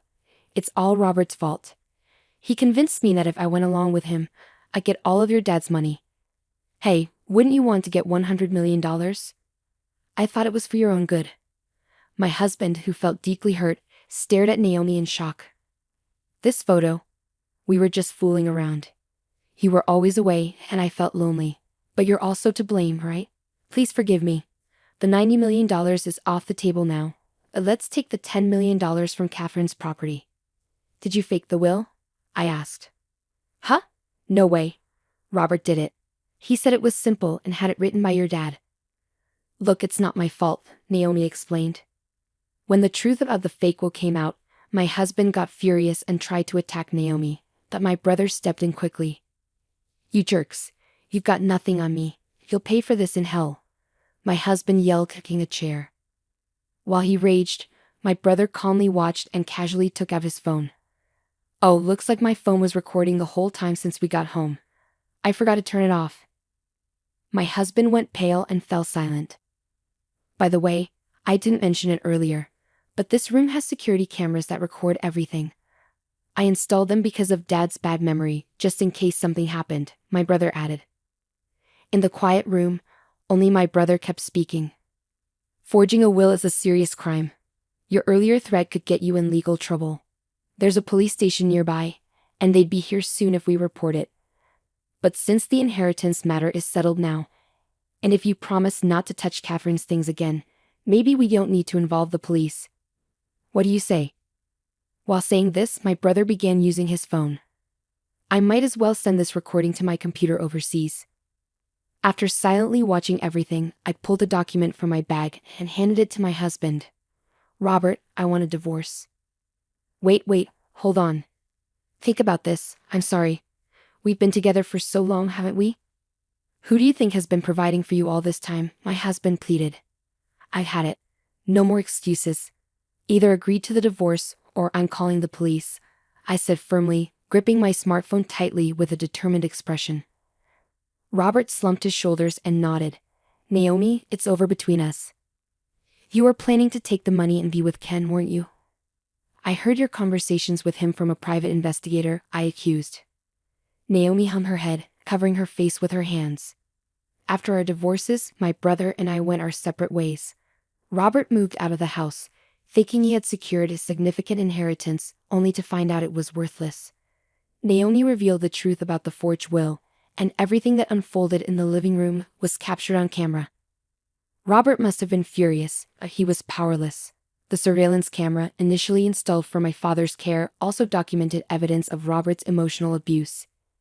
Even if I had inherited my father's assets, I planned to use them as evidence in a divorce trial if Robert resisted. When I shared this with my brother, he suggested we utilize the camera too. After the divorce, rumors of Robert's affairs spread at his workplace, leading to him losing his job. His colleagues had seen him frequenting hotels with a woman who wasn't his wife. With his parents gone and now jobless and homeless, Robert vanished. While I had sought a portion of his assets, I wanted nothing more to do with him, especially after inheriting some wealth. Naomi, the woman Robert cheated with, faced the same downfall as him. Despite pleading, "I don't want us to end. Please don't leave me." During the divorce proceedings with my brother Ken, the divorce was finalized when solid evidence was presented during mediation. Naomi had been spending recklessly while Robert was absent, but she was stuck with the bills, leaving her with nothing. Since she hadn't been working and had no home to go back to like Robert, she's now struggling to get by in a rundown public housing project, relying on welfare. Meanwhile, my brother Ken continues to work overseas, but he's selling the house he shared with Naomi and will be moving in with me into our father's house. With Ken's financial help, My life has become more stable, and I've been able to live comfortably. The value of the land left by my father has been steadily increasing, now worth over $100 million. Free from the responsibilities of caring for my dad and the emotional abuse from my ex-husband, I'm finally living a peaceful life, with time for myself. Alone in a spacious house, I started to think about how to make the most of it. Around that time, I watched a TV show about foreign exchange students staying with host families, and it gave me an idea. I decided to open up my spare rooms for rent. I offer affordable rooms to college and exchange students, and now my house is bustling with life. We share meals, play games, and help each other with schoolwork. It feels like we're one big happy family. On days when I have some free time, I enjoy reading books at the local library. Since I don't have kids of my own, and my marriage had drifted apart, I used to worry about being lonely after losing my father. But now, my days are filled with energy and joy. Even at my age, it's fulfilling to connect with young people and give back to the community in my own small way. There were times when life seemed too hard to handle, but now I have my brother, my roommates, and the people in my neighborhood to share life with. Every day is filled with contentment and happiness. I'm grateful for the simple joy I've found. Hey everyone, I'm Tina, a 28-year-old woman, and I wanted to open up about a recent chapter in my life that brought some closure to a difficult situation involving my husband and in-laws. This all unfolded a few months ago, and the chaos has only recently settled. I'm still grappling with the emotional aftermath, and I believe sharing my story might offer some relief. Flashback to 2 years ago when I made a significant life decision, marrying my then-boyfriend Jake. We met through mutual friends and spent 3 blissful years together. Jake appeared to be a fun and caring person, showering me with love. He hailed from a wealthy family, complemented by a high-paying job. Our connection deepened over shared interests, especially our love for travel. As we progressed from casual dating to a serious relationship, my friends applauded him as a great guy, genuinely happy for us. The relationship was smooth sailing. Jake's care knew no bounds.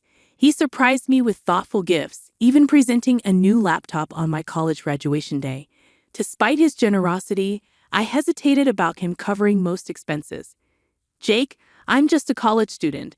I can't afford to reciprocate in the same way. Let's at least split other expenses, I'd insist. Jake, however, dismissed my concerns, emphasizing his desire to spoil his girlfriend. He argued that many of his friends did the same for their partners. Gradually, I accepted his gestures, but I made efforts to reciprocate within my means.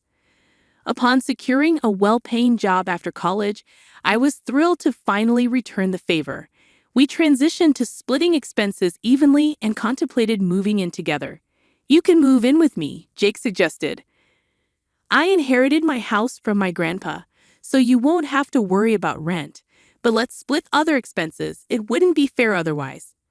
Despite my reservations, Jake reassured me that he wanted to take care of me. However, we agreed to divide other costs more equitably, considering the difference in our incomes. Everything appeared to be going well until I finally had the opportunity to meet Jake's family, who resided in a different state quite far from us. Jake, caught up with work commitments, couldn't join them, so I was left to welcome his parents and sister on my own. Prior to this meeting, Jake warned me about their occasional judgmental nature, offering a vague heads-up without elaborating. He simply advised me to play along and ignore any potentially hurtful comments. Despite my reservations, I approached the situation with optimism. However, any shred of positivity quickly evaporated upon their arrival. When Jake's parents and sister landed, they appeared visibly annoyed, a stark contrast to the warm reception I anticipated. As we gathered for a conversation, it became evident that they held a negative opinion of me. "So you're the woman Jake has been seeing. I didn't expect to find you in this house. Do you even pay rent?" Sandra, Jake's mother, questioned with a disapproving tone. "No, Sandra, I don't pay rent. Jake mentioned that the house is fully paid for, but we split all the bills evenly," I explained, hoping to address any concerns. Sandra dismissed my explanation, asserting, "Just because the house is paid for doesn't mean you can mooch off him. This is his house, not yours. Remember that for the rest of your life." The conversation took an uncomfortable turn, especially with Jake's sister, Cassie, who seemed more interested in glaring at me than engaging in dialogue.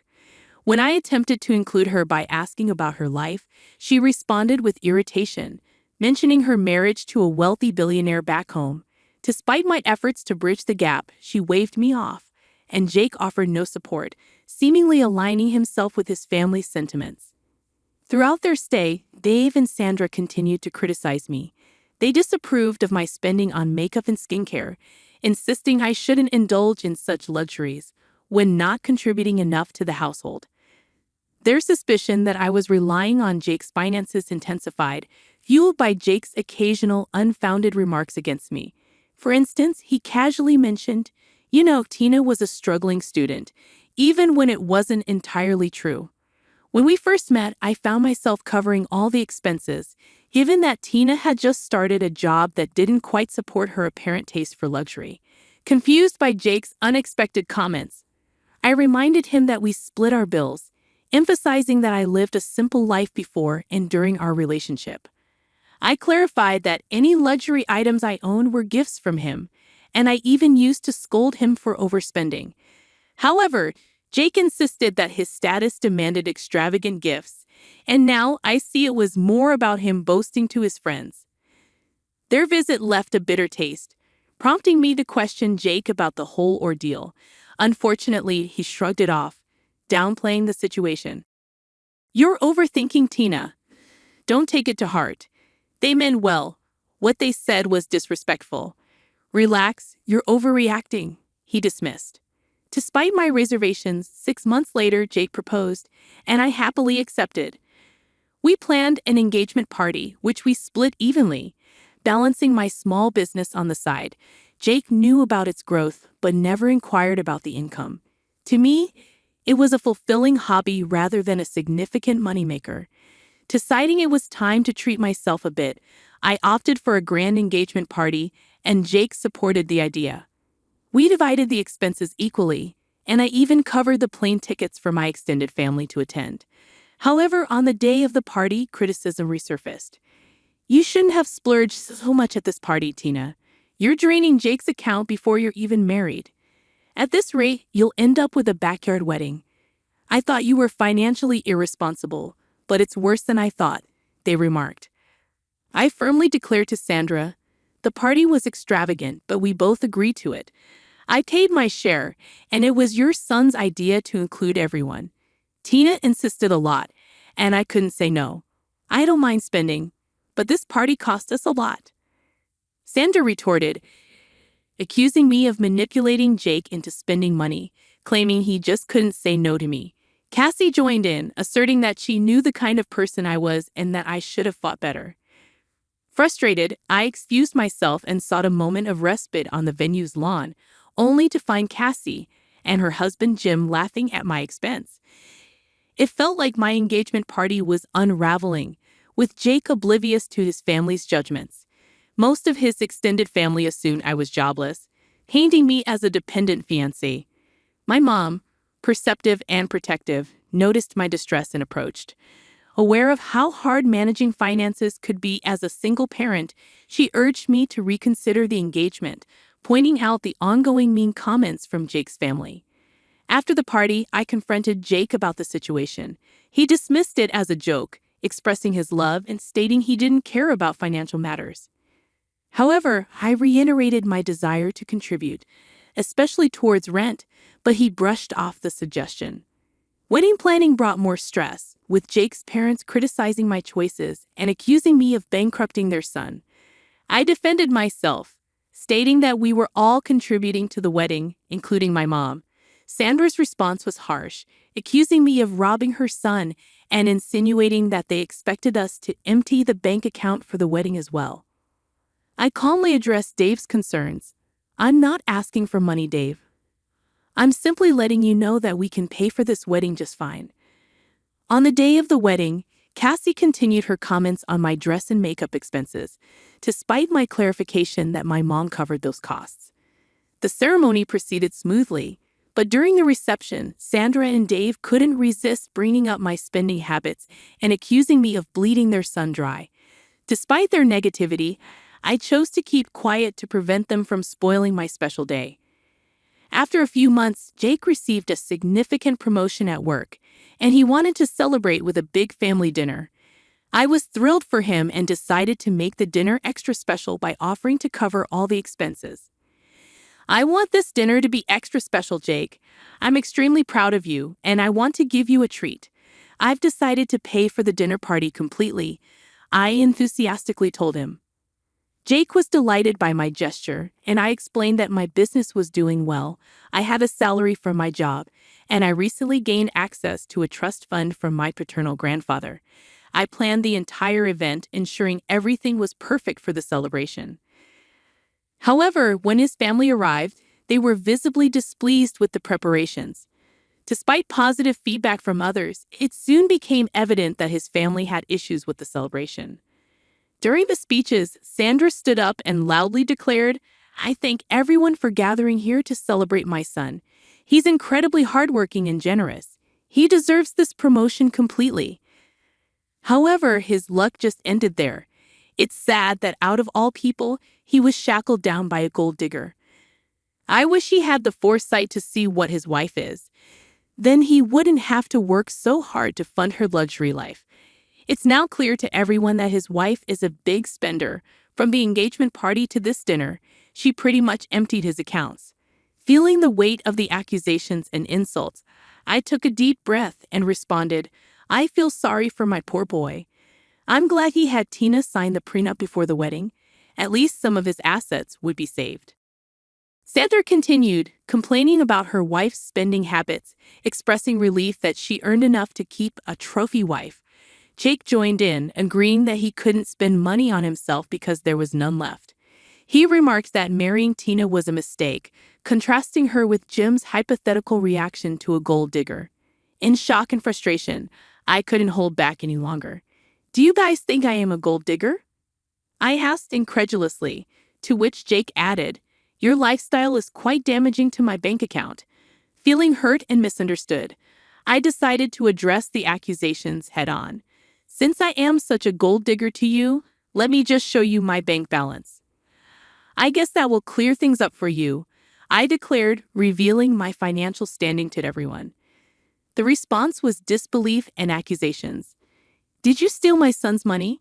Sandra accused, while Jake questioned, "She must have stolen from you." Frustrated, I clarified, "I don't need to steal money from your son. This is all my blood and sweat.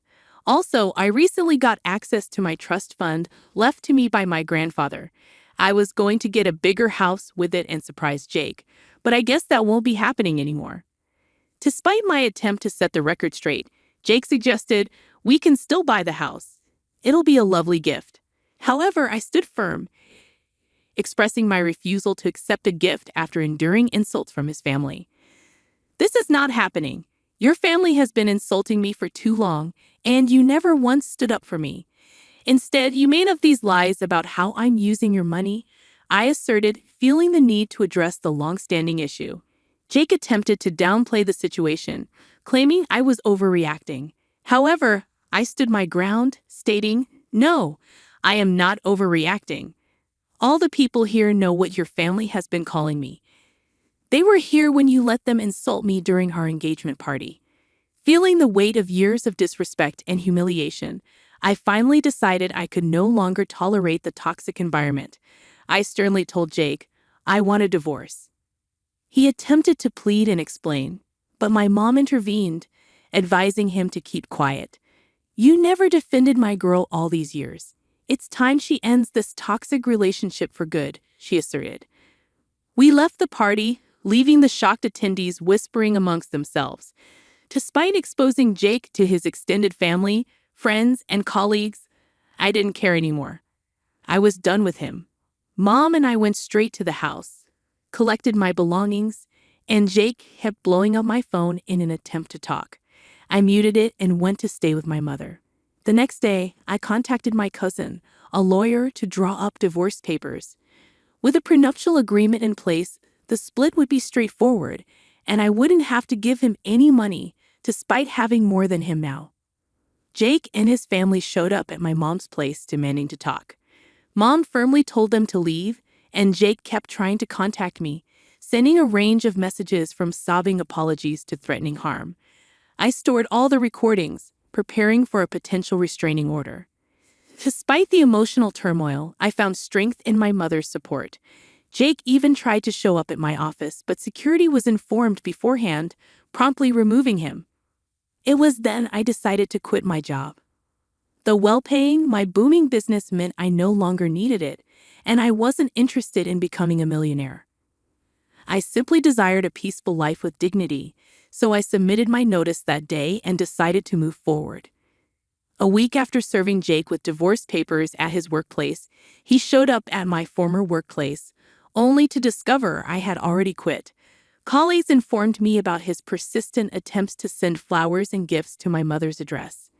We returned the parcels, but the harassment continued, prompting me to contemplate relocation. With my mother's support, I found a perfect house in the next state, offering me a haven away from my ex. Currently awaiting finalization of paperwork, the judge granted a relatively smooth divorce due to the solid prenuptial agreement. During the 6 months of separation, I used the time to gather myself. Once the divorce was finalized, I promptly moved to my new home, changing my number to escape the relentless spam from Jake and his family. I heard Jake's life was in turmoil, blaming his parents for the marriage breakdown. Professionally, he faced a significant setback, with colleagues avoiding him and seniors displeased with the negative publicity in their close-knit community. His parents resorted to spreading rumors about infidelity, but fortunately, these falsehoods failed to gain traction. On the contrary, my life took a positive turn. Focused on enhancing my business and relishing newfound freedom, I started going out and even ventured into the dating scene. Jake's insecurities made me cautious about committing too quickly, but I remain hopeful that with time, I will heal and find someone who truly cherishes me. While Jake's actions caused me pain, the strength gained from overcoming those challenges has propelled me into a brighter future, full of possibilities and self-discovery. My name is Nancy, and there's a world out there, unknown to me until childhood, when I first glimpsed it on TV. Wild animals roamed landscapes I'd never seen, and people spoke languages foreign to mine. The desire to explore this unknown world up close ignited within me, so boldly. I pursued studies abroad during college. My destination, the very unknown world I yearned to discover. Despite the language barrier, the people thrived, and the land teemed with creatures amidst breathtaking landscapes. Eager for others to share in this wonder, I secured a job at a travel agency. Responsible for tour planning, I drew upon my study abroad experiences, managing everything from site inspections to negotiations. Balancing work and personal life, I married Daniel, whom I met through work. Yet, a problem surfaced with my mother-in-law, Barbara. Firm in her belief that women should remain homemakers post-marriage, Barbara clashed with my modern views. Though I respected her perspective, I couldn't let her dictate my life. To evade living under her roof, I proposed buying a house to Daniel, believing it would alter perceptions. Daniel readily agreed, and we acquired a home. However, Barbara's visits became frequent, disrupting our weekends with noise and unwelcome opinions. Despite the tension, Barbara nonchalantly announced an upcoming trip, assuming I'd join. When I hesitated due to work commitments, she accused me of neglecting family. Feeling cornered, I acquiesced, though begrudgingly. As tension simmered, Barbara, with a sly tone, reminded me of my profession, insisting I handle the trip arrangements. Reluctantly, I obliged, concealing my irritation. The destination? London, where my study abroad journey had unfolded. I still have many connections there. It might be challenging for other regions, but perhaps I can manage London. All right, I'll give it a try. I've already got the plane tickets, so just book the hotel. Odd, you've booked the flight, but not the hotel. I managed to get the tickets by redeeming my card miles for first-class seats. Barbara grinned with evident delight. Daniel, leaning in, remarked, "First class, seriously, Mom?" "Yes, it's a first-class trip abroad," Barbara confirmed, her grin widening. "We'll depart at 9:30 p.m. So you can work until the last minute, she added cheerfully. Although her enthusiasm seemed genuine, I couldn't ignore the mountain of branded goods piled on the sofa. I see, I said, catching on to the implication of her joy. Realizing the need to secure accommodations quickly, I decided to leverage my old contacts from my study abroad days to secure a hotel referral. Making a call, I arranged for accommodations for 4 people in 2 rooms. On the day of the trip, the short notice left me unable to take the day off work. Barbara instructed me to meet at the airport by 6:00 p.m. If I wrap up work soon, I can make it, I reassured myself. Suddenly, Barbara called. "Hello, Barbara," I answered. "Nancy, are you done with work?" she inquired. "I'm just leaving the office now, so I'll be at the airport after 6:00 p.m. "Oh, that's too bad," Barbara responded. "Well, we're actually leaving at 6:00 p.m. "Ah, no way," I exclaimed, rushing back to my desk to check the flight schedule. London. I found the 9:30 p.m. flight I initially heard about, but there was also a flight leaving after 6:00 p.m. Could it be this flight after 6:00 p.m.? Yes. So the family is going without you. I felt furious. How could she plan so thoroughly to leave me out? Unforgivable. But showing my frustration would play into Barbara's hands. I had to hide my feelings, even if it meant putting on a brave face. Clenching my teeth, I said to Barbara, "I'm the one who booked the hotel, so Daniel knows the hotel name. You can't do anything now."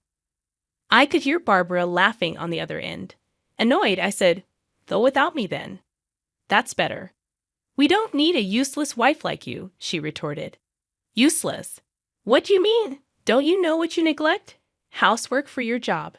"Daniel is complaining," she continued. "True, I'm busy with work, but I've never slacked off on housework."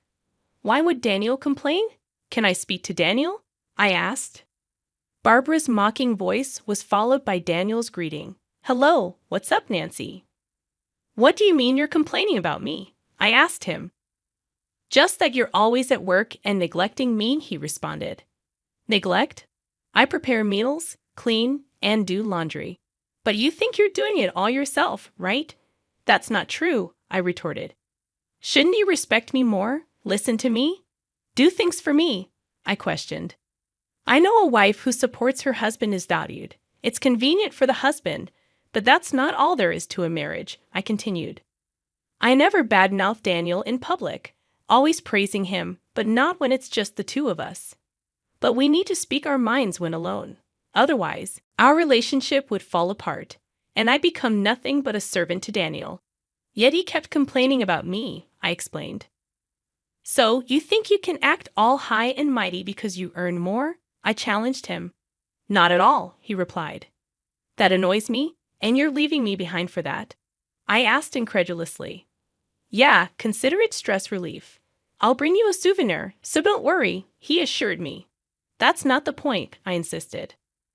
Clearly, Daniel was taking me for granted. If that's how it is, I have my own plans. "Fine, enjoy the trip." "Will do. Bye," I concluded, hanging up. Daniel sounded happy as he hung up. I was livid. I couldn't stand the self-centered Daniel and Barbara. "Enjoy your trip without me, but be prepared. Even if you come back crying and apologizing, I won't forgive you." I rushed out of the office with my mobile phone, calling someone. "Hey. Hello, it's Nancy. Are you free? I need to talk about that hotel booking. With the trip canceled, I have plenty of time. I'll settle everything now." I ran around with that determination. Then, the next evening, exhausted, I got home, and right then, the phone rang. "Hello, Nancy," said Barbara, sounding quite angry. I knew the reason, but pretended not to. "Barbara, are you enjoying the trip?" I asked. "This is no time for that. We can't check into the hotel. Did you have a reservation?" "You made the reservation, didn't you?" Barbara's tone grew more agitated. "I canceled it because I wasn't going," I replied. "Huh. What then? Where are we supposed to stay tonight?" Barbara's frustration was palpable. "I don't know," I admitted. Barbara's angry voice came through. "But she's in London. Her anger over the phone isn't scary at all. That's tough, being abroad without a hotel. You never know what might happen, I remarked. Wait, help me? Barbara sounded panicked. Then, a faint voice in the background. There's a canceled room. Anthony's negotiating for us to stay there, Daniel's voice reassured. Is that true, Daniel? Barbara demanded. Looks like it'll be fine. You see, Nancy, the room was available because I canceled it, Daniel explained. But this was all part of my plan. My real aim was something else. Glad there was a vacancy. Thought you'd be smug about canceling our hotel, didn't you? I retorted. No, not really. Barbara laughed loudly. Frustrated, aren't you? You can admit it if you're upset. I just canceled it because I wasn't going. Putting on a brave face. How pathetic. Typical of Daniel's useless wife, Barbara continued. Tired of listening to her bragging, I quietly hung up the phone. She probably didn't even notice. I smiled a little at that thought. Anyway, just a few more days to endure. I braced myself and had dinner. A few days later, on my way back from a certain place, Barbara called again. Hello, what's up, Nancy? What's going on again? She asked. Not again. What's wrong with this hotel? I inquired. In short, they stayed in the room I canceled, thanks to Anthony's negotiation. They were supposed to stay for 4 days and check out today, but there was a problem. They were billed £8,000 by the hotel. What's the issue? I asked. It's £2,000 per night, right? That's about $2,500 per night in dollars. Ridiculous. It's for 2 rooms, right? So, about $1,200 per room. You told Daniel it was $300 per room per night. Yes, I did. So it should be $600 for 2 rooms. Why is it 4 times? I was astonished that they stayed without even checking the room rates. Well, I anticipated this, so I set it up accordingly. Anyway, Barbara making a fuss on the phone must be bothering others. I should calm her down. Hey, Nancy, can you hear me? Barbara's voice echoed through the phone. Barbara, can you be a bit quieter? I interjected. Why did you lie? She accused, without reflecting on herself. Exasperated, I began to explain to Barbara. The $300 rate was because I made the reservation. Huh, so because it was last minute? She questioned. I asked a friend who runs a hotel, I replied. A friend of yours? She inquired. Their hotel offers rooms for around $600 for 2 people, I explained. Then why $11,200? Barbara sounded flustered. That's the rate for a really nice room. My friend did me a favor, I clarified. A favor. Barbara sounded taken aback. When I heard from Barbara, there was no time left for the trip, so I told my friend any available room would do. The only vacancy was an expensive suite. My friend kindly gave a discount. I continued. Barbara left me behind without asking. I immediately told my friend the situation and got the room canceled. But I couldn't just leave Barbara and the others without a hotel, so I asked to accommodate them at the regular price if they came. I knew Barbara, having heard about the hotel from Daniel, wouldn't check the price. And I was right. Come on, you should have said that. Yelling won't help. Please make sure to pay, I urged. We're not paying, Nancy. You pay, Barbara retorted. But if you don't pay, you'll be arrested, I warned. Arrested. Of course, troubles abroad can be messy. Are you okay with that? Barbara seemed at a loss for words. As I was about to hang up, thinking I had won, Barbara shouted, Don't mess with me. You'll regret this when I get back. That's fine, but we're strangers now, right? I responded. Huh. Why? Barbara sounded confused. Well, you said it was a family trip. So since I'm not there, I'm not family, right? I reasoned. Before she could finish, Anthony's voice came from the phone.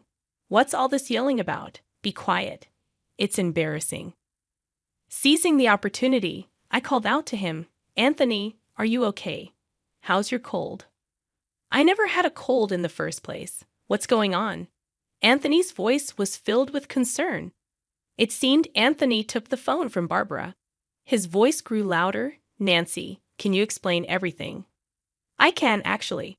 I told him everything from the beginning. I see. So that's why you didn't come. I'm sorry. I wanted to go. Anthony's voice softened. No, Nancy, you're not at fault. It's Barbara and Daniel. Anthony affirmed. From afar, I heard a whimper. Barbara and Daniel seemed frightened by Anthony's anger. Realizing this, an idea came to me. Should I tell Anthony what Barbara has been doing? I thought so. Anthony, can I tell you something? I asked hesitantly. What is it? Anthony replied. Barbara comes to our house almost every weekend, and when she throws away receipts at our place, there are piles of them, I explained. What receipts? For branded goods? Anthony sounded surprised. It's fine to buy a lot, but please dispose of the receipts at your place. Barbara wasn't just being noisy at our house. She was secretly buying branded goods and disposing of the receipts at our place to hide it from Anthony, thinking she wouldn't get caught this way. Of course, I concluded. I'm a witness, so it's pointless.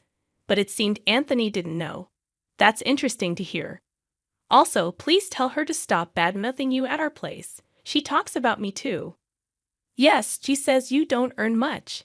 Daniel, too, calls him a useless dad, I think. Anything else? Anthony prompted. So I spilled all my pent-up frustrations to Anthony. Of course, some of it wasn't directly related to Anthony, but he listened silently. At the end, he apologized to me. I'm sorry. Now I understand. Understand what? Why Barbara didn't want to use her card to pay for the hotel. Maybe probably because the cost was much higher than she expected, close to her credit limit. I'm sorry. Whoever's voice interjected. That was unforgivable. All your wasteful spending, Barbara. I want a divorce. Please don't do that. Anthony's shouting was followed by Barbara's pitiful voice. He also yelled at Daniel. Daniel, why don't you defend your wife? Don't come to my house anymore. Reflect on this alone, Anthony said firmly. Yes, sir. Daniel sounded unusually obedient. Probably, he thought being banished from his parents' house wasn't a big deal. That's when I struck the final blow. So, Daniel, looks like you're going to live alone now, huh? What do you mean? Suddenly, Daniel's voice got louder. He must have grabbed the phone. I moved my phone a bit away and told him the situation. Daniel, I want a divorce. A divorce? You're joking, right? No, I'm serious. I've already sold the house. You sold it? Why would you do that without telling me? That's our house. No, it's my house. But I was paying the mortgage too. No, you weren't. What do you mean? I was giving you part of my salary every month. That was for living expenses. A few hundred isn't enough for the mortgage. Daniel had been giving me a few hundred monthly. It helped with living expenses, but not enough for the mortgage. So I paid it alone. The house was in my name, so there was no room for complaint. This incident made me decide to divorce Daniel. I sold a house full of unpleasant memories of living with him. So, you'll be living alone now. Wait, think it over. No, it's decided. I'll contact you once I find a place. Then I'll send you the official notice. Official notice? Of course, I'll be claiming compensation in the divorce. Wait for me. Daniel was crying on the other end, but I didn't care. I hung up the phone. After that, Daniel and I divorced following discussions. Anthony actually divorced Barbara too. Barbara, due to her wasteful spending, didn't get any compensation in the divorce and was left on her own. I was just thrown out of the room. Daniel was nearly broke, apparently having spent everything except the few hundred he gave me each month on frivolous things. Now he's living in a rundown apartment and commuting to work. But things might be better for Daniel than Barbara. With no house or money and Daniel's place too small, Barbara had to take a live-in job. She's working hard from morning till night now. As for me, I'm doing great being single. I have more free time and can handle overseas negotiations. I've become a relied-upon figure at work, even hearing talks of a promotion to department head today. I'm busy flying around the world, planning new tour packages. You took the pain pills, right? So you shouldn't hurt anymore, right? And go ahead and vacuum. My husband looked at the pills I just swallowed. Wait a bit for them to work. I'll do the vacuuming properly, I said. He got up with a big sigh. I'm not saying I want to switch chores with him, but he could at least wait a bit, I thought, trying not to sigh. Suddenly, a sharp pain shot through my back, and I fell to the floor. I saw my husband rudely propping his foot on the back of the sofa. The pain was so bad I couldn't talk. Did he just kick me in the back? My husband laughed at me. I don't care if you're in pain. Just hurry up and vacuum. My name is Sally, and I'm 27 years old. I'm a regular housewife living with my husband Jacob. Our story goes back to when I joined the same company where Jacob worked. After finishing university, I got a job in sales. Jacob helped me a lot in the beginning, acting as my mentor. Jacob was handsome with short hair, and customers liked him. He had a talent for persuading people and sealing deals easily. In sales, there are two types of successful people: those who know a lot about what they're selling and use that to convince customers, and those who just have a way with people and make customers want to buy from them personally. Jacob was definitely the second type. At first, I just looked up to Jacob for his success in sales, but when I struggled to close a deal and felt low, Jacob reached out to me. Over time, we grew closer, going out for meals and spending more time together. Eventually, I developed feelings for him. So when we started dating, I was incredibly happy, even crying tears of joy. And when he proposed, I was so thrilled that I couldn't stop jumping around with happiness. After we got married, we were very happy together. But there's one thing that brings me down sometimes. I had severe menstrual cramps since I was in school. At first, I used simple painkillers from the store, but as time passed, I needed stronger ones to handle the pain. When Jacob and I were dating, he was really understanding during my periods. He would change his plans to help me, rub my back when I was hurting, and listen to me complain. I thought this care would continue after we got married, but things changed. During my period, I'd do my chores when the painkillers kicked in, take a break on the sofa for a bit, and then get back to work. But to Jacob, it seemed like I was just lying around all day. No matter how much I did around the house, he never showed any sympathy. Then we bought a new house. We used to live in an apartment, but we got a bigger place because we wanted to have kids someday. Jacob's parents like to have parties, so he decided we should host the next one at our new house. Jacob got everything organized really quickly. He told everyone the date and time of the party and gave me a list of relatives who were coming, along with their ages and what foods they didn't like. I was shocked when Jacob told me, sounding annoyed, that I needed to cater to everyone's taste for the party and that he wouldn't forgive me if I bought ready-made food. Planning the menu was tough because everyone had different dislikes, and what one person liked, another person hated. I spent several nights staying up late planning the menu. Then, just as my period, which was a bit late, started, I took a painkiller and finished cleaning the room. I decorated it with flowers, put out air fresheners, and kept going over the party plans in my head. That evening, I finished preparing the food for the party and went to bed. Jacob was laughing loudly at the TV while having his nightly drink while I was trying to finish up, dealing with my period pain. I fell asleep, remembering Jacob's laughter. On the morning of the party, I woke up before Jacob made breakfast and started cooking for the guests while tidying up. I kept checking the clock nervously as I worked. After finishing cooking, I set the dishes on the table and checked the entrance, living room, and bathroom thoroughly. The painkiller was wearing off, and the pain was getting worse. I sat down on the sofa, feeling like I couldn't bear it anymore. I wanted to lie down, but I had done my hair and makeup nicely, and I didn't know when the relatives would arrive, so I stayed seated. I looked at Jacob, who was watching TV with a drink in his hand. Even though we had to greet the guests soon, he was already drinking. I wanted to say something, but the words wouldn't come out. Jacob noticed me looking at him and glared back. "What's wrong? Are you telling me not to drink so early?" Jacob asked. "No, not really." Suddenly there was a loud noise. "I get nervous too, you know. And you seem so relaxed on the sofa. I figured you were done getting ready," Jacob said, setting down his drink and walking toward me. His stare made me feel uneasy, and I had a bad feeling about it. "I'm almost done, but my period started. I took some painkillers, but they're wearing off, so I'm taking a short break. I'll be fine soon," I explained to Jacob. Hearing this, Jacob let out a heavy sigh and glared at me. Don't act like a victim just because of a little stomachache. My mom never complained like this, Jacob snapped. Right after he said that, I felt like Jacob was walking behind me, but suddenly, I was kicked in the back and fell from the sofa to the floor. It took me a moment to realize I had been kicked. Ignoring me, Jacob sat back on the sofa and started playing a game on his phone as if nothing had happened. I didn't understand what was going on, but one thing was clear. Jacob was enjoying his game, not apologizing at all.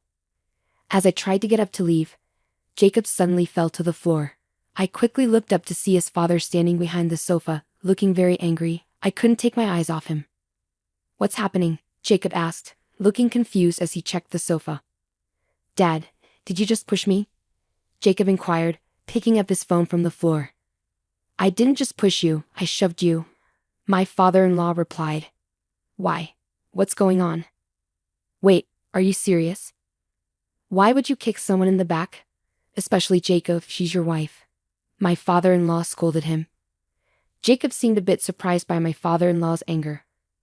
Well, I had a few drinks and lost control, he tried to explain, but my father-in-law wasn't buying it. Don't blame it on alcohol. No excuse for a man to hit a woman, my father-in-law said firmly. What do you mean? It's just a way to discipline, Jacob argued back. Discipline? She was taking a break on the sofa because she was in pain. I was teaching her that she doesn't work, she doesn't rest.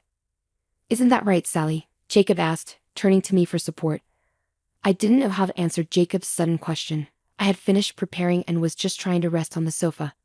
Maybe I should just tell the truth. Seeing my dilemma, my father-in-law looked at me. Sally, is what Jacob said true? He asked. I couldn't bring myself to answer. If I told the truth now, Jacob might get upset, and that wouldn't be fair to the relatives who were coming over to see our new home. I was trying to figure out what to say when my father-in-law spoke again. Sally, your silence says a lot, doesn't it? He remarked. Sorry, I managed to mumble, feeling confused by his words. If Jacob was telling the truth, you would have confirmed it right away, but you stayed silent. Does that mean there's something, or everything, wrong with this story? My father-in-law's words struck me hard. I wanted to tell the truth. Everything's ready, we just need to welcome the guests. I'm just not feeling well today, I said, trying to be diplomatic. Ah, you're just on your period?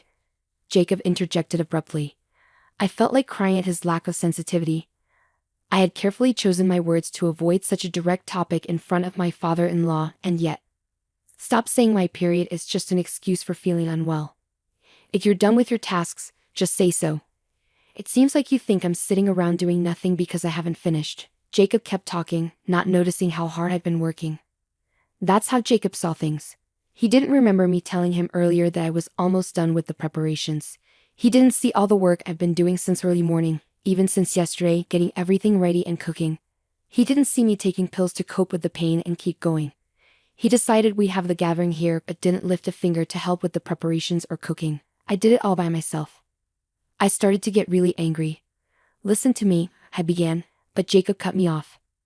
She's always complaining about how bad her menstrual cramps are, but she never gets used to them. Every month when she gets her period, this is what happens, Jacob said, turning to his father. Dad, Mom wasn't like this, right? Jacob sought validation. But it seems I made the right choice to come over early and help Sally since you, Jacob, decided to host this gathering without considering her. What? Inconsiderate? Me. No, Jacob, that's you. If you had worked with Sally, you would have seen how hard she worked on the preparations despite her pain. Instead, what did you do? Did you start drinking before everyone arrived? You were the one slacking off, Jacob. My father-in-law's outburst shocked everyone there. Jacob seemed to shrink back at his father's words. I didn't want Jacob to regret this like I do. I've tried to educate you about this, but... My father-in-law sat down heavily, sighing deeply. Your mother also suffered from severe menstrual cramps like Sally.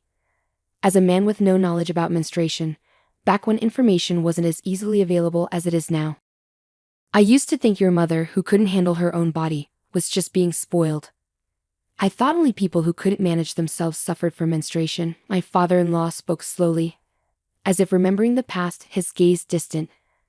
Back then, painkillers were just for peace of mind. Your mother, being a full-time housewife, was told by my mother to do all the household chores. No matter how much menstrual pain she was in, I didn't let her rest. Then, one day, your mother fainted. I rushed her to the hospital, and the doctor told us she had endometriosis. Because of that, her dream of giving you siblings became impossible. My father-in-law continued. Jacob listened intently, staring at my father-in-law's face. Every person's body is different, and not everyone will have the same experiences. But if you ignore severe menstrual pain, it can lead to illness. Your mother did get sick. She was dealing with household chores, raising children, caring for her in-laws, and living with an inconsiderate husband. She had many sources of stress. She ended up infertile and couldn't get pregnant as she had hoped. I blamed it on the times and blamed my mother, but I was wrong. It was my responsibility to understand. It's a pain that we men can't experience, so I should have properly listened to your mother and accepted her as she was. I failed to do that. It was my fault. I regret not challenging my mother's views and remaining ignorant, even now. My father-in-law spoke in a somber tone, gently supported by my mother-in-law. I could only nod to my mother-in-law, who had just arrived, with a sad smile on her face. You did your best to understand me, didn't you? Despite your demanding job, you even helped out with household chores. And to think that you cut ties with your own parents for me, my mother-in-law looked at my father-in-law with kind eyes. Of course I did. I didn't want to burden you any more than I already had. I wanted the three of us to live happily, so that's why I did what I did. But cutting ties with my parents was a big decision. I wanted to avoid having to make such big decisions. That's why I've always tried to teach you, Jacob, hoping that you wouldn't make the same mistakes as I did. But it seems that I wasn't able to convey that to you at all. My father-in-law explained. Feeling the weight of the conversation, Jacob tried to lighten the mood. Hey, don't you think you're being a bit too dramatic, Dad? In my memory, sure. There were times when Mom was really unwell and had to lie down. But I don't remember her ever having to lay down because of something as minor as her period. Is this some kind of nostalgia bias? Are you maybe just assuming it was harder than it really was? Jacob's words hit a nerve. My mother-in-law's hand, resting on my father-in-law's shoulder, trembled slightly. He gently patted her hand and gave Jacob a stern look. You just forgot. Of course, as a mother, she'd want to shield her child from worry. She tried her best not to let you see. But if it were just a matter of gritting your teeth and bearing it, it wouldn't be a disease. Your mother did have to lie down because she was suffering from period pain. I remember you coming home from school and saying that she was asleep again. I remember having an honest discussion with you about it. She wasn't just shirking responsibilities. She had no choice but to lie down because she was unwell. It seems you didn't even notice that. You weren't looking at Sally, and you weren't looking at your mother either. My father-in-law expressed his disappointment. Upon hearing Jacob's words, my father-in-law looked visibly disheartened. I didn't know what to say or if I should even try to ease the tension. Just then, there was a knock at the door. Glancing at the clock, it was 5 minutes before our agreed gathering time. Despite my aching stomach, I hurriedly answered the door. As expected, it was one of our relatives. I quickly greeted them and rushed back to the front door. Upon opening it, all of our relatives stood there, holding a beautifully arranged bouquet of flowers as a housewarming gift. I thanked them warmly, provided guest slippers, and courteously ushered them into the living room. When all the relatives entered the living room, the tension between Jacob and my in-laws was palpable. The relatives exchanged uneasy glances with each other. What's happening? One of the relatives asked my father-in-law. Thanks for coming to Jacob's housewarming party. We were just in the middle of a disagreement, so I apologize for the tense atmosphere, my father-in-law explained. Jacob here thought Sally was just being lazy when she was actually resting on the sofa because she wasn't feeling well. He pushed her off the sofa.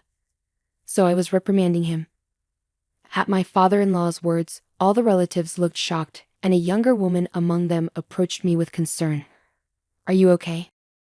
You must be exhausted from all the preparations, she said sympathetically. I shook my head in response. No, it's just. I'm dealing with really painful menstrual cramps. What are you saying? Even workplaces offer menstrual leave, you know. I've used it myself. The woman remarked in disbelief. The severity varies, but if it's really bad, you can take time off work. Why can't you rest at home? With determination, she turned her gaze towards Jacob, who seemed intimidated by the disapproving looks from his parents and all the relatives. Unable to withstand their stares, Jacob hurriedly left the room and retreated to his own. Despite his departure, neither his parents nor any of the relatives followed him. It appeared that the relatives understood my mother-in-law's condition, and even the men showed empathy, which was a relief. Immediately, my father-in-law and mother-in-law approached me, apologizing profusely for their son's behavior, while the relatives admired the newly constructed house and praised the delicious home-cooked meal I had prepared. Not a single person blamed me. Everyone was impressed by the meal I had served, and I received plenty of compliments. Feeling somewhat uplifted, the painkillers began to take effect, and I found myself enjoying the gathering. After some time, I received an email from Jacob. In his message, he expressed frustration that he couldn't enjoy the event because of me and lamented how unfair it was that he was being isolated from the family, with no one taking his side. His choice to communicate via email rather than face-to-face conversation left me feeling upset. As I was contemplating how to respond, my mother-in-law glanced at my smartphone. Upon seeing the message, she immediately rose from her seat. My father-in-law, noticing her reaction, inquired, "What's happening?" My mother-in-law swiftly took the smartphone from me and handed it to him. As my father-in-law read the message, he too stood up abruptly. "He still doesn't get it. We need to take him back and start over with his education," he declared. It was an unexpected development, but my in-laws appeared resolute. Soon, the relatives also voiced agreement, suggesting that Jacob needed to be re-educated, and it seemed they were fully supportive of the idea. After some time, as the relatives gradually departed, my mother-in-law made her way to Jacob's room and pulled him out. With both his parents gripping his arms, they whisked him away before he could protest. About a week after Jacob returned to his parents' home, I received an email from him. He shared how my mother-in-law had been tirelessly educating him about women's bodies, the challenges of menstrual pain, and even had him do household chores while pretending to experience menstrual discomfort. He complained about the difficulty of balancing work and chores. I couldn't help but chuckle as I read his complaints. It seemed like they were indeed starting his education from scratch, just as they had promised. Perhaps now he was beginning to grasp a bit of what I had been going through, and it brought a smile to my face. During Jacob's absence, I decided to address my menstrual pain head-on. Encouraged by my female relatives, who suggested seeing a gynecologist for my severe discomfort, I visited a clinic. The doctor provided helpful advice on medications and lifestyle changes. Living without Jacob's interference turned out to be surprisingly comfortable. I could go about my day at my own pace and rest on the sofa whenever I needed. It was a life where I could prioritize taking care of my body. I found myself wanting to prolong this peaceful period. Part of it was due to my mother-in-law's guidance, but mostly I simply enjoyed the relaxed lifestyle. I chose not to respond to any of Jacob's emails. A few weeks later, Jacob returned home with my in-laws. They sat him down at the dining table and handed him a business card. It turned out to be a lawyer's contact information, and I was shocked, fearing that we were about to initiate divorce proceedings right then and there. Feeling slightly overwhelmed, I listened as my father-in-law spoke quietly. "Sally, if he ever mistreats you again, don't hesitate to contact this person for a divorce," he said, his gaze serious. During the time Jacob was away, it seems he had a serious conversation with my in-laws and promised to change his ways.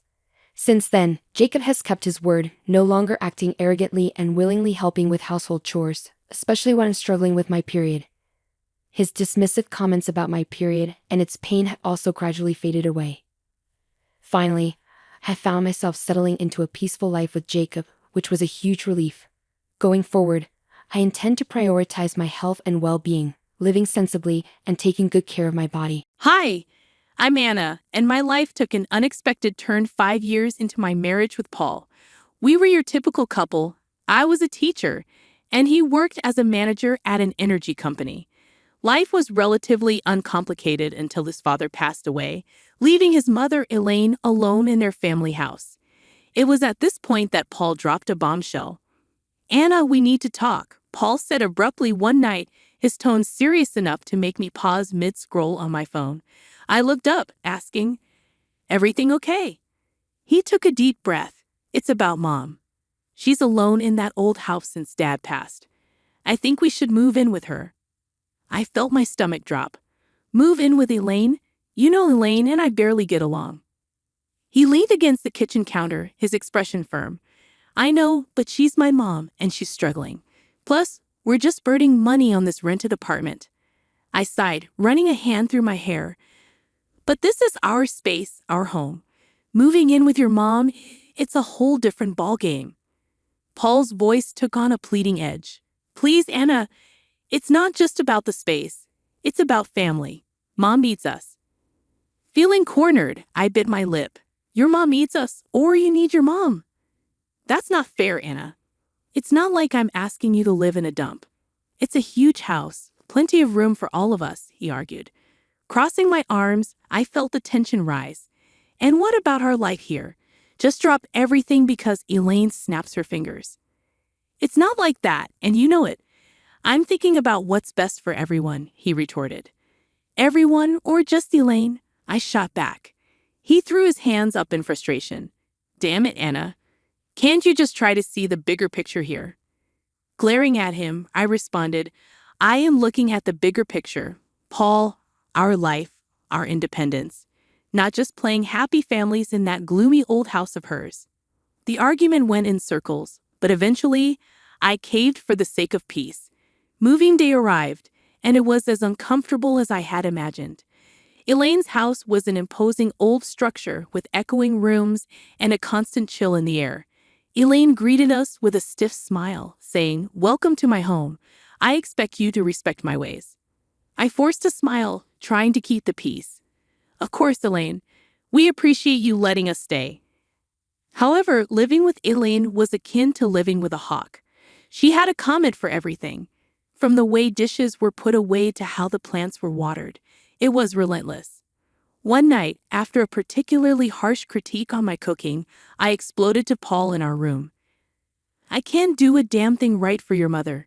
It's like living with a drill sergeant. Paul rubbed his temples, looking equally frustrated. Anna, just give it time. She's old and set in her ways. I threw my hands up in frustration. Great, so we just tiptoe around her till the end of time. He didn't have an answer, and honestly, neither did I. This house, with its constant surveillance and Elaine's scrutinizing eyes, was suffocating. Life in Elaine's house was turning into a daily grind.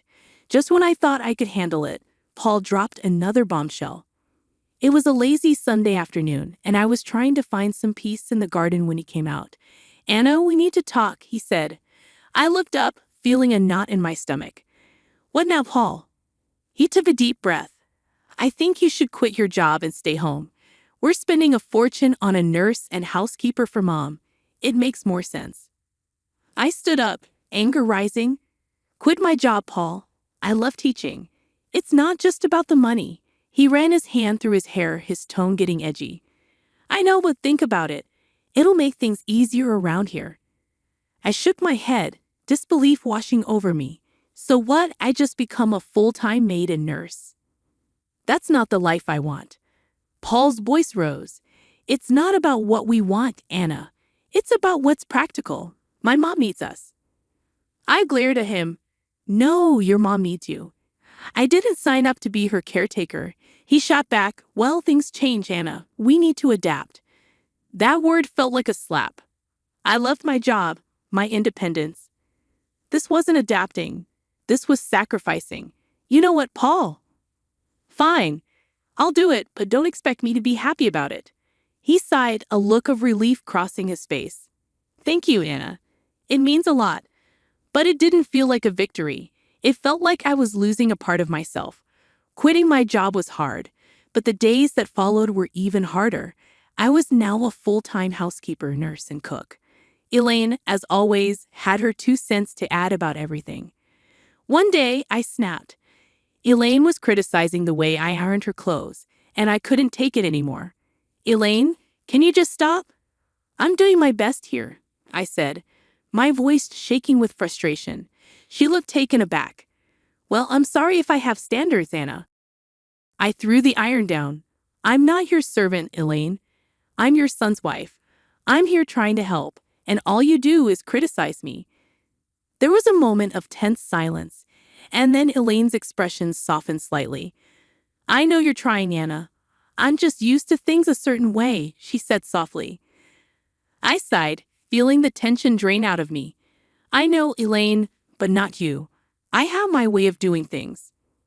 From that day on, things were slightly better. Elaine toned down her criticisms, and I tried to accommodate her quirks. It was a fragile truce, but it was better than the constant battles. As time dragged on in Elaine's house, the atmosphere grew tenser, almost suffocating. Paul's behavior became increasingly distant and elusive. He was always late from work, and when he was home, he might as well have been invisible, retreating to the spare room like it was his sanctuary.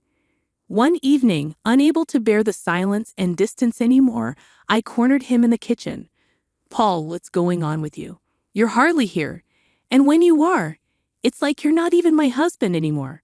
He avoided eye contact, stirring his coffee absent-mindedly. "Work's a nightmare right now, Anna. Just piles of stress." I leaned back against the counter, my arms folded.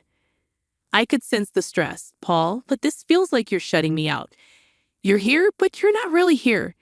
He exhaled heavily, his gaze still fixed on his coffee. "I don't know what you want me to say, Anna. I'm just really tied up with stuff." I wanted to believe him, to understand, but something inside me screamed that there was more to it. Then there was Lucy, Paul's sister, who made it her mission to add to the tension. Each visit from her was a trial. She looked around the house with a sneer and quip, "Still stuck in this old dump, huh?" I usually bit my tongue, but one day her taunts hit a nerve. "Not all of us have the luxury to mooch off others, Lucy." I shot back. She just cackled, her voice grating on my nerves. "Look at you, playing the martyr in a haunted house. Pathetic." I clenched my jaw, holding back a barrage of words. Paul, ever the silent bystander, offered no defense. His silence was like another jab, another confirmation of the growing gulf between us. The biggest shift, however, came with Elaine. One day she called for Lucy, her voice frail and desperate. "Lucy, I need help with a bath. I can't manage on my own anymore." Lucy's response was cold and cutting. "Help yourself, Mom. I'm not your caretaker." Elaine broke down in tears, and my heart couldn't take it. Despite our rocky history, I couldn't leave her in that state. I assisted her with the bath, and something changed between us that day. Elaine started to warm up to me, treating me less like an intruder and more like a daughter. It was a welcome change, but it also underscored how far Paul and I had drifted apart. The house felt colder, emptier. Despite Elaine's newfound warmth towards me, the walls seemed to echo with the growing silence between Paul and me, a chasm that widened with each passing day. Paul's late nights at work became a norm, and our conversations turned into mere whispers of their former selves. During one of these fleeting interactions, Paul dropped a new piece of news. "Anna, I got an apartment near work," he said nonchalantly. I almost dropped the dish I was cleaning. "An apartment? Why on earth would you need that?" He leaned against the doorframe, avoiding my gaze. "It's just practical, Anna. Saves me the commute, especially with the late nights." I felt a surge of anger and confusion. "And you just decided this without talking to me? What are we, roommates now?" He shrugged, his indifference cutting deep. "I thought you'd be happy, less stress about me coming home late." I shook my head in disbelief. "Happy, Paul? This feels like you're living a double life. What's next? You'll tell me you have a second family?" He sighed, rubbing his forehead. "Don't be dramatic, Anna. It's not like that." I wanted to push further, to break through his nonchalant facade, but I knew it was futile. The conversation ended there, as did many of our conversations those days. The true shock came a few days later in a candid conversation with Elaine. We were in the living room, sharing a rare moment of calm, when she suddenly said, "You know, Paul didn't buy that apartment with his money." I looked at her, puzzled. "What do you mean?" She hesitated, then continued, "He used my savings. He said it was an investment, and he even put it in my name." I felt my heart sink. "He's been using your money, and you're okay with this?" Elaine shrugged, a sad look in her eyes. "I couldn't say no. He's my son. But I thought you should know." I was speechless. Paul's secret apartment was one thing, but using his mother's savings under the guise of an investment felt like the man I married was slipping away, replaced by this stranger with secrets and lies. A few days later, I confronted Paul about it. Paul, why didn't you tell me the apartment was bought with your mom's money? He was unapologetic, almost defiant. Because I knew you'd react like this. It's an investment, Anna. It's not a big deal. I couldn't believe his audacity. Not a big deal. You're gambling with your mom's savings and keeping it from me. What else are you hiding? He turned away, ending the conversation with a dismissive wave. You wouldn't understand, Anna. It's business. Business. That word felt like a chasm between us, an excuse for everything that was going wrong in our marriage. Living in Elaine's old, dreary house was taking its toll on me. The walls, once probably vibrant, now echoed a somber tone, and every creaking floorboard seemed to whisper secrets. One day, I just couldn't take it anymore. Elaine, have you ever thought about renovating the house? I asked her over breakfast. It could use some freshening up. Elaine looked up from her tea, surprised. Renovate? I haven't thought about it in years. It's such a big task. I nodded, feeling a spark of enthusiasm. I know, but it could really brighten up the place. Maybe just start with a new coat of paint or some new wallpaper. Elaine considered it for a moment. Well, I suppose it wouldn't hurt to bring some new life into this old house. But are you sure you're up for it? I smiled, eager for a project. Absolutely. It'll be a good change. And so it began. I threw myself into the renovation, painting walls, choosing wallpapers, and even attempting to restore some of the old furniture. It was hard work, but it felt good, like I was breathing life back into the house and, in a way, into myself. One day, while I was up to my elbows in paint, Paul walked in. He looked around, his expression one of shock and disbelief. What the hell, Anna? What are you doing to my mom's house? I stood up, wiping the sweat from my brow. I'm renovating, Paul, like I told Elaine. It's time this place got a little love and care. Paul's face reddened. You had no right to start changing things without asking me. This is my family home, not some DIY project. I felt my temper rise. Your home? When was the last time you even cared about this place, Paul? I'm doing something good here. He took a step closer, his voice rising. You're overstepping, Anna. You always do this. Try to control and push everyone else aside. I stared at him incredulously. Take control, Paul. I'm trying to make this gloomy place livable. Maybe if you spent more time here, you'd see that. Before Paul could retort, Elaine walked in. What's all this noise about? Paul turned to her. Mom, did you know about this? About her changing the house? Elaine looked from me to Paul, then back again. Yes, I did, and I'm glad she's doing it. This house needed a change, and Anna's doing a wonderful job. Paul looked like he'd been slapped. But it's our family home, he protested. Elaine cut him off, her tone firm. It's my home, Paul, and I want this. Anna has every right to do what she's doing.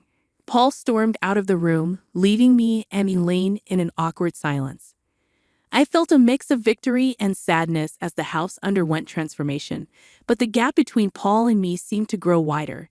The day Elaine suffered a stroke, our world turned upside down. I was there, witnessing her sudden decline, her words slurring, her body weakening. Panic gripped me as I called for help, my voice quivering with fear. In the hospital, the grim reality set in. Elaine needed constant care. I looked to Paul for support, but he was distant, his eyes void of concern. Anna, I can't deal with this. I have enough on my plate, he said, his voice cold. I was stunned. You can't deal with this, Paul. She's your mother. He shrugged, his response cutting like a knife. Yeah, and she's been a burden for years. This is just the cherry on top. I couldn't hide my disgust. She's not a burden, Paul. She's family. She needs us. His laugh was bitter. Us? No, Anna. She needs you. I've got other things to handle.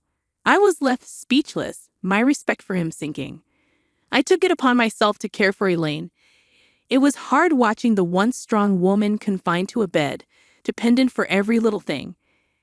As I became Elaine's primary caregiver, Paul's visits grew rarer, and his indifference more apparent. His visits were short, his conversations with Elaine brief and superficial. Then Lucy came. I overheard them in the living room, their words like venom. We should start thinking about the will. dividing the assets, Lucy said, her voice devoid of any emotion. I burst into the room, fury coursing through my veins. How can he be so heartless, discussing her will right in front of her? She's still here. Lucy smirked, her words sharp. Oh, look who's talking, the saintly daughter-in-law. This is our family's matter, stay out of it. Paul chimed in, his voice laced with cynicism. Anna, just drop it. It's practical to plan these things. No use pretending she's going to bounce back. I was aghast at his cruelty. Practical? She's your mother, Paul. How can you be so callous? He shrugged his reply, cold and detached. Likes callous, Anna. Better get used to it. I turned away, my heart heavy with disgust. The following weeks, I devoted myself to Elaine's recovery, and to my surprise, she showed signs of improvement. Her fingers twitched, her speech cleared, and she even managed a few steps. It was a miracle to me, but a nuisance to Paul and Lucy. Their true colors were now vividly clear. Their mother's plight was nothing more than an inconvenience, a hurdle in their path of inheritance. The betrayal stung deep, not just as a daughter-in-law, but as a human being. Life had settled into a grim routine. Elaine's health was a constant roller coaster, with small victories overshadowed by the looming fear of the worst. Then it happened, another stroke, this time more severe. The call from the hospital felt like a punch to the gut. Elaine didn't make it. The funeral was a somber affair. I stood beside the grave, my heart heavy, watching as people paid their respects. That's when Paul arrived, and with him, a woman I didn't recognize and two small kids clinging to her hands. Who's she? I whispered to myself, my eyes fixed on the unfamiliar woman. Paul approached, his expression unreadable. Anna, this is Carol, my wife, and these are our kids. I felt like I had been slapped. Your wife? When did this happen? He shrugged, a coldness in his voice. A while ago. It's none of your business, Anna. I was speechless, my mind reeling. How could he? And during all this time with Elaine? Lucy was there too, her usual sneer in place. Finally showing your true colors, Anna, she sneered. It's a bit late for that. I glared at her, my voice laced with contempt. I was here for Elaine when you both abandoned her. Don't you dare judge me. Paul interjected, let's just get this over with. We have other matters to discuss. After the funeral ended and the gathering moved to Elaine's house for the will reading, Paul and Lucy were like vultures, eagerly awaiting their share. The lawyer began reading the will, and that's when the bombshell dropped. Everything, the house, the money, all of it was left to me. Paul's face went from smut to shocked. What the hell? This can't be right. Lucy was fuming. She was our mother. How could she leave everything to this nobody? I stood there stunned, not sure how to feel. Happy? Vindicated? It all felt hollow. Paul turned to me, his voice filled with accusation. You manipulated her, didn't you? Turned her against? I shook my head, disbelief and anger mixing in my voice. I did nothing but care for her, which is more than I can say for you, I said as the lawyer intervened. Elaine was very clear in her will. Lucy was seething. This is not the end. We'll contest this. There's no way we're letting her get away with this, she declared as they left in a huff. I stood there alone in the house that was now legally mine, the walls witnessing so much pain, betrayal, and love. I looked around, feeling the weight of Elaine's last act of kindness and the burden of a broken family. The house felt different now, like it was echoing with Elaine's last wishes. I was sitting there holding the will, still trying to get my head around everything. Elaine had left it all to me, and Paul and Lucy were raging mad about it. They came back the next day all fired up. You really think you can just take everything? Paul burst out as soon as he stepped in. I looked up, tired but standing my ground. Elaine decided this, Paul. It was her choice.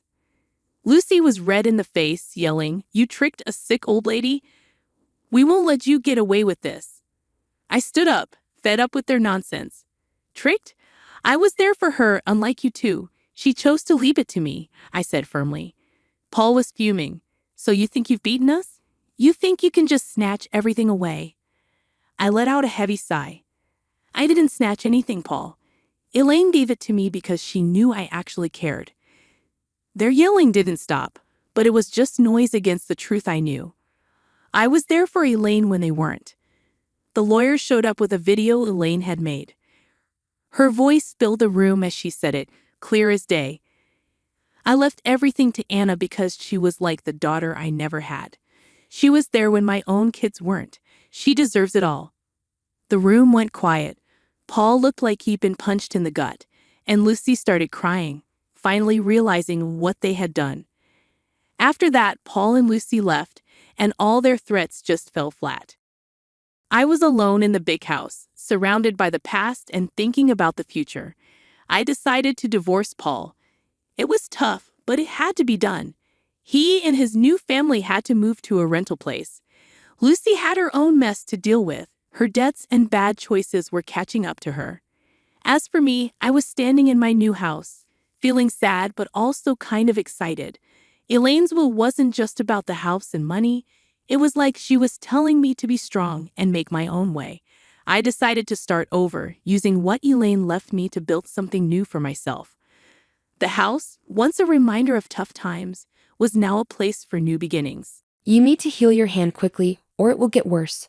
I didn't understand why my husband George took me on a fishing trip in a rowboat and let me drift away while he filmed me laughing on his phone. I thought maybe he wanted to make up after an argument. But as I drifted alone, scared and cold, I realized his true intentions. Thankfully, a man rescued me, saving my life. My name is Carol, and I'm 38 years old. I live with my husband George, who is 3 years older. We used to work together at the same company, but in different departments. We didn't interact much until George started visiting my department for no reason.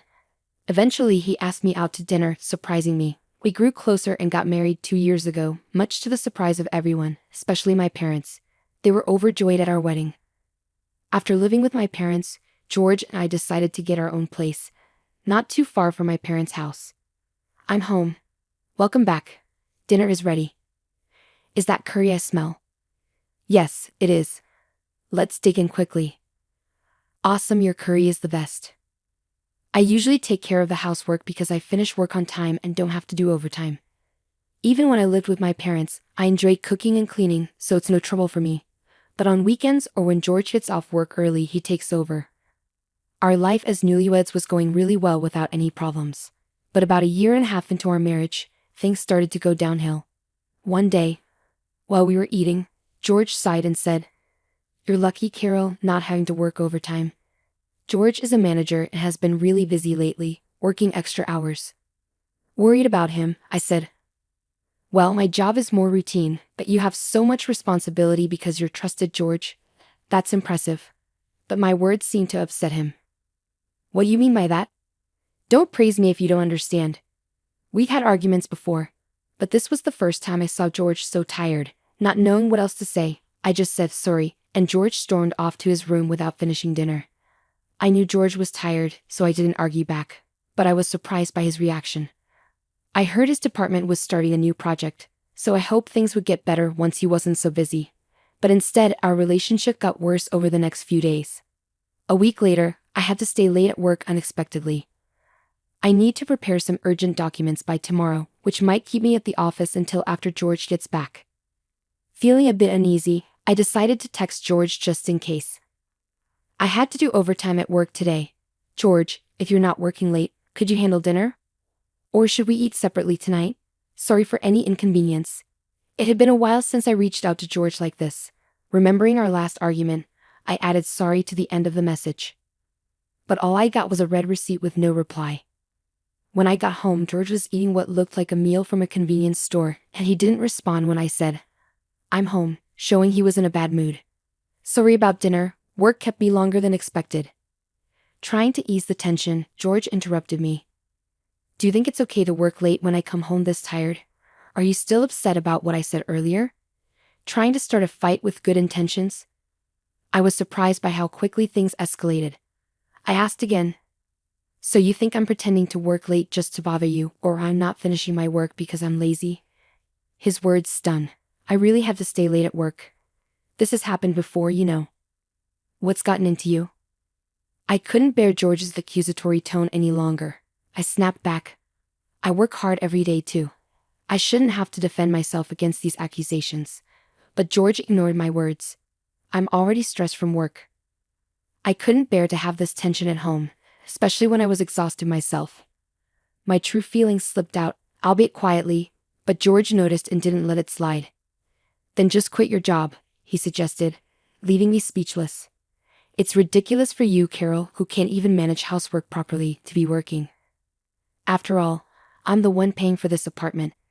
You don't really need the money, do you? His logic seemed completely off base. Feeling my frustration rise, I unintentionally raised my voice. How can you say that? I do take care of the house, and except for the days I work late, I handle everything at home. But lately on weekends, the cleaning hasn't been up to par compared to when we first got married. Seeing dust in the corners of the floor frustrates me. I didn't know what else to do. I felt like I was about to burst into tears. You'd have more time to focus on housework if you quit your job, and it would be easier for you too. I'll even talk to management for you, I replied. I don't think we should be discussing this right now. I decided to pause the conversation to give it some thought.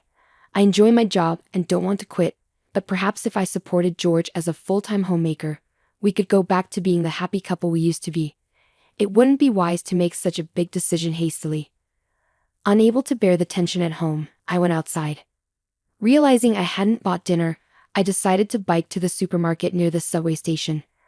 Riding my bike in the cold night air, I couldn't stop thinking about our conversation. What went wrong? Suddenly, I heard a loud horn honking from behind me and bright headlights approached quickly. Instinctively, I stopped. The next thing I knew, I was lying under bright lights and a white ceiling. Opening my eyes, I saw my parents' faces in front of me, exclaiming, "She's awake." Next to them sat George, his expression unreadable. I couldn't move my arm, and my fingers felt numb. Both of my arms were wrapped in circular casts. "This means you ran a red light on your bike," the doctor explained. I remembered now. I was on my way to the supermarket when the accident happened, but I couldn't recall if the light was red or green when I crossed. The driver was shocked too, but called an ambulance for me. The gravity of what I had done hit me, and I suddenly felt even worse. But why are Mom and Dad here? George was contacted first, and then he informed them. George gave a forced smile to my parents. Understandably, after what had happened, it was awkward for me too. "I'm really glad George was there for you," my parents thanked George, who responded with a polite, "No problem," but his forced smile didn't seem sincere. I ended up spending the night in the hospital due to the lateness of the hour. However, after undergoing various tests the next morning that showed no issues, I was discharged the following day. The doctor instructed me to rest and avoid water-related chores and housework because the casts couldn't be removed. When I got home, which happened to be on my day off, I found George lounging on the sofa with a smug look. "You really messed up running that red light, but now you have no choice but to quit your job," he said without showing any concern. George lay there, staring at me mockingly. I felt powerless to respond, and to be honest, he was right. With casts on both hands, I couldn't even type properly on a computer. Faced with the decision of taking a long break or quitting altogether, I chose to resign, thinking it might improve my relationship with George. But leaving my job didn't magically fix things between us. Instead, it seemed to make him even more dissatisfied. He'd come home just to criticize me, using it as an outlet for his frustrations. During one of my worst days, George surprisingly suggested, "Why don't we go out together? It's been a while." I was suspicious of his sudden change in behavior, but George seemed to be in a good mood that day, and his overtime seemed to be decreasing. Maybe he was finally feeling less stressed. Perhaps today we could finally patch things up. Feeling more hopeful than I had in a long time, I joined George on an outing. We went to the beach, a place we used to visit together. "Here, you can fish in a rowboat," George suggested, pointing to the safe fishing area where beginners could easily fish from rowboats. This spot held special memories for me. Although I had only been here a few times, it was meaningful because George had helped me overcome my fear of the sea by teaching me how to fish. I still remembered the fun times we had here. "It's not scary, it's nostalgic," I said to George, who simply replied, "Yeah." Having a normal conversation without any snark or arguments felt incredibly refreshing and genuinely joyful after so long. After renting a boat, we successfully got on board. "Here, Carol," George said, offering his hand to help me aboard, just like old times. I carefully grasped his hand to get into the boat, being extra cautious since I couldn't use my hands to stabilize myself. Sitting down, I was reminded of our dates before we got married, which made me happy. Now we can finally get back to how we were, I thought, hoping this outing could mend our relationship. I looked at George, who then flashed a mischievous grin and kicked the boat off. "Huh!" I exclaimed, but my voice was drowned out by the sound of the kick. With a sudden jolt, the boat shot out to sea, quickly drifting away from the dock where George stood. Even though I wasn't rowing, George took out his phone and filmed me, laughing and taunting, "You better heal that hand fast, or it's going to be bad." In that moment, I realized I had been tricked. I blamed myself. I had thought that if George's workload decreased and I did the housework perfectly, we could reconcile. But I was wrong. This was George's true nature. Realizing this, I felt frustrated, ashamed, and sad, and tears started flowing, sniffling and breathing in the sea breeze. I felt the fear of being alone at sea overwhelm me. I just wanted to go home. As I sat there, eyes closed, trying to push through the fear, a man's voice startled me. "Are you okay? You're about to drift out of the safe area, and are those casts on your arms?" There was a man, likely a father, and a boy who looked a lot like him, but when our eyes met, the man exclaimed, "Oh, aren't you Carol?" With a gentle voice. I remembered him. He was Matt, George's colleague who had come to our wedding.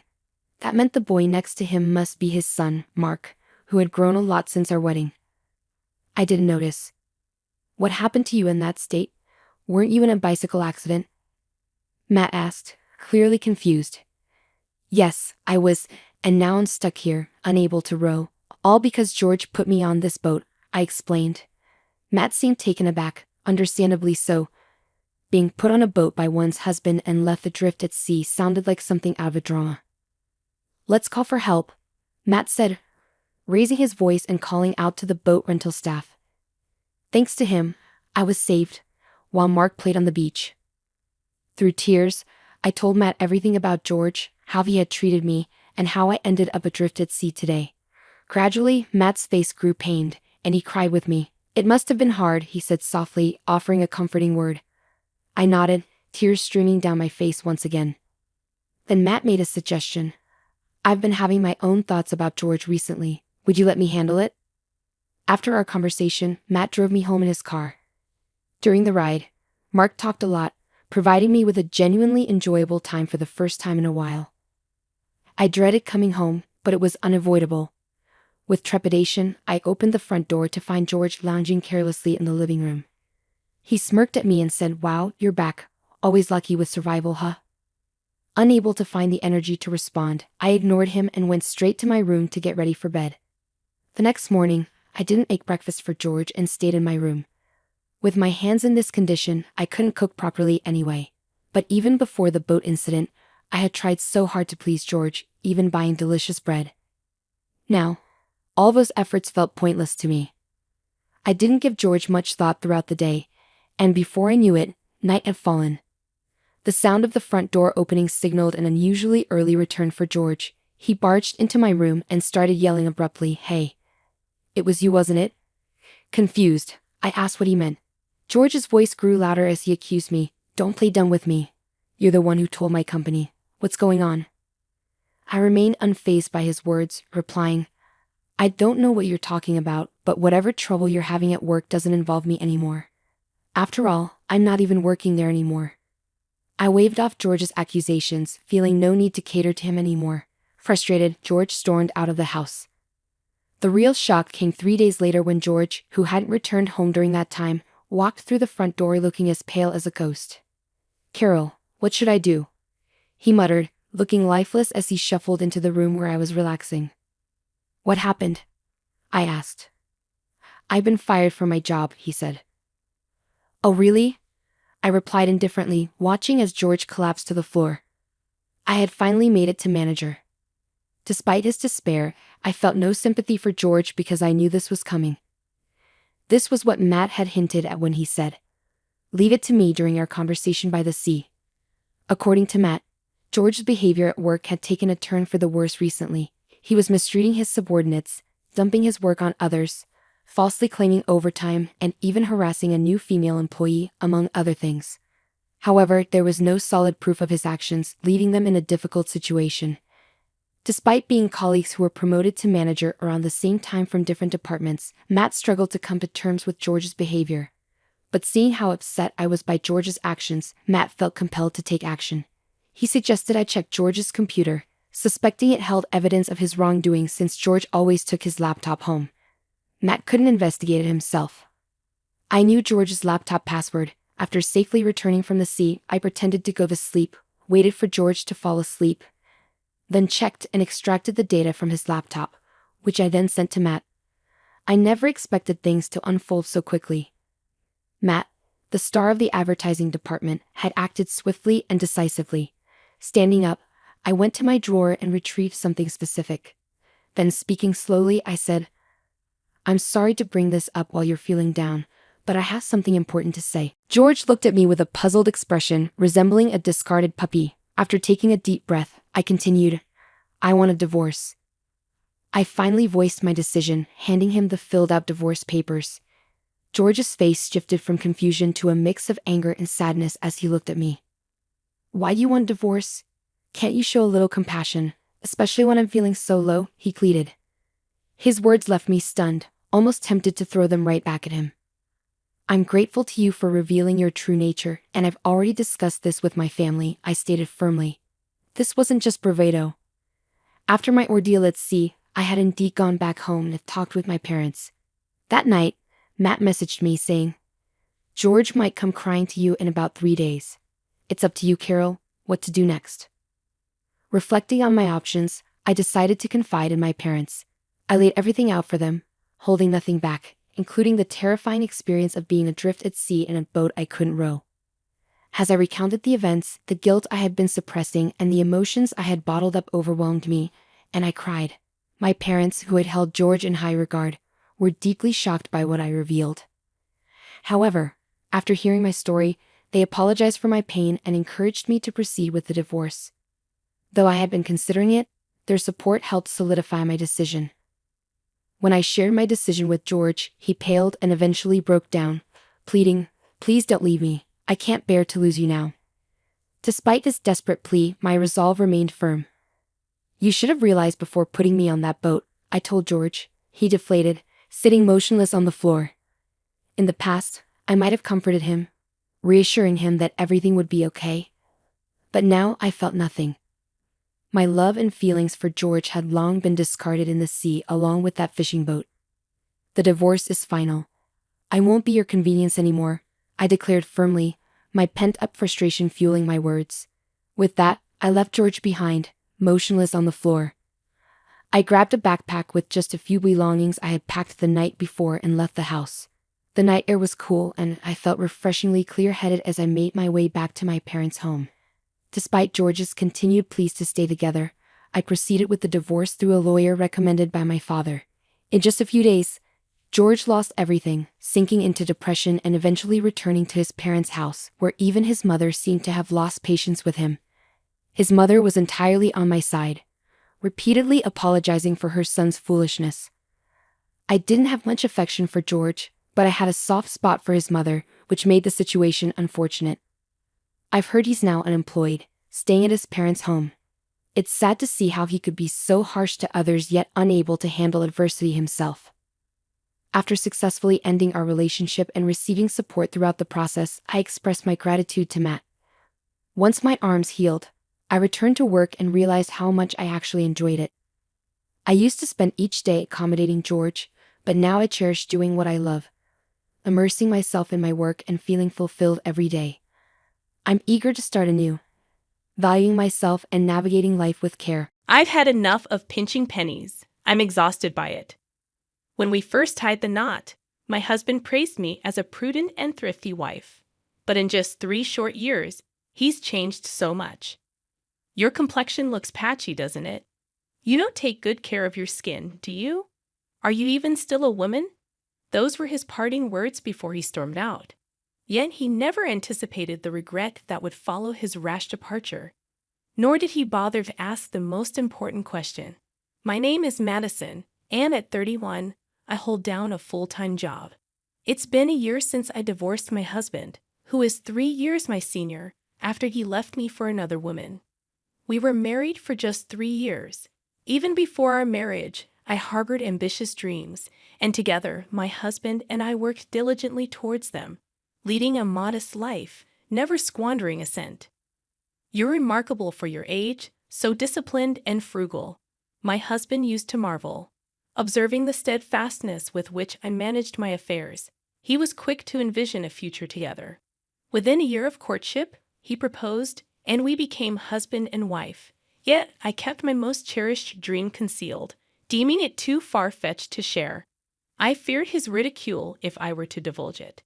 Instead, I engaged him in our frugality game, meticulously managing our finances without disclosing the ultimate purpose.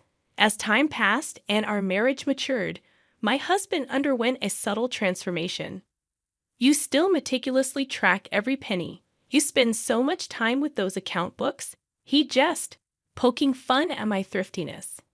It's almost refreshing to find an error, he'd add with a smirk, while I found solace in the precision of my records, treating it like a personal challenge. Unfazed, my husband would retreat to his phone, leaving me to my calculations. When our daughter arrived, I took on a part-time job as a newspaper delivery person to supplement our income. My early morning departures irritated my husband, but our daughter slept soundly, as if she sensed the importance of my endeavor, my dream.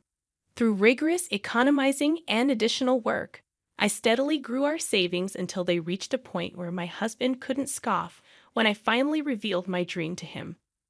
"Listen, honey, there's something I need to talk to you about," I began, ready to finally share my long-held dream with my husband. But before I could say another word, he cut me off with a strange irritation in his voice. "Shut up! Are you going to lecture me about saving money again? Every day, it's save this, save that. It's getting old," he snapped.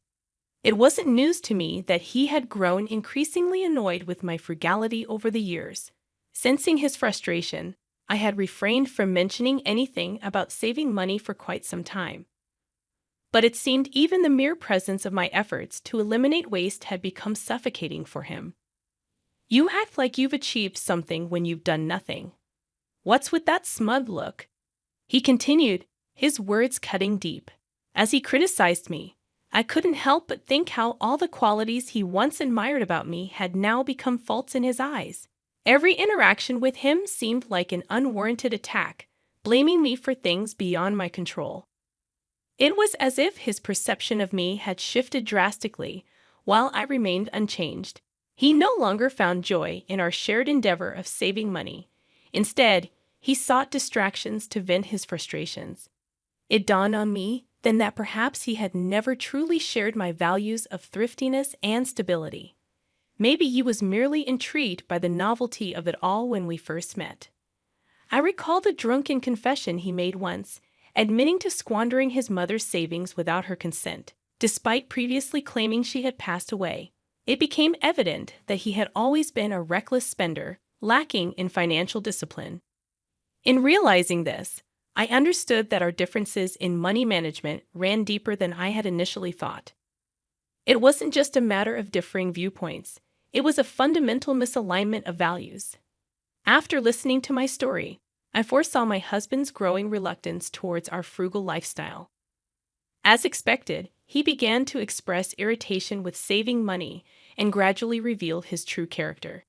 Night after night, he returned home inebriated, neglecting to provide us with enough money for essentials. One evening, as he stumbled in during the wee hours, I mustered the courage to confront him. "Can you at least leave some money for our daughter's milk? You're her father, aren't you?" I pleaded. His response was dismissive, claiming his earnings as his own to spend as he pleased. Eventually, he ceased contributing to our household altogether.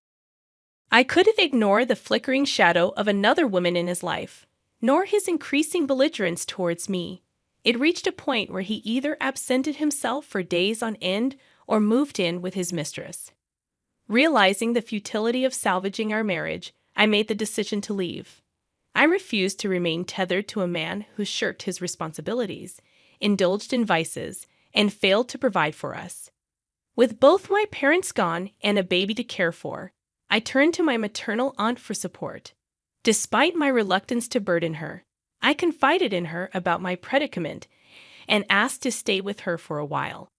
Understanding my plight, she welcomed me into her home, having gone through a divorce herself. I gathered my courage, filed for divorce, and moved out of the apartment I once shared with my husband.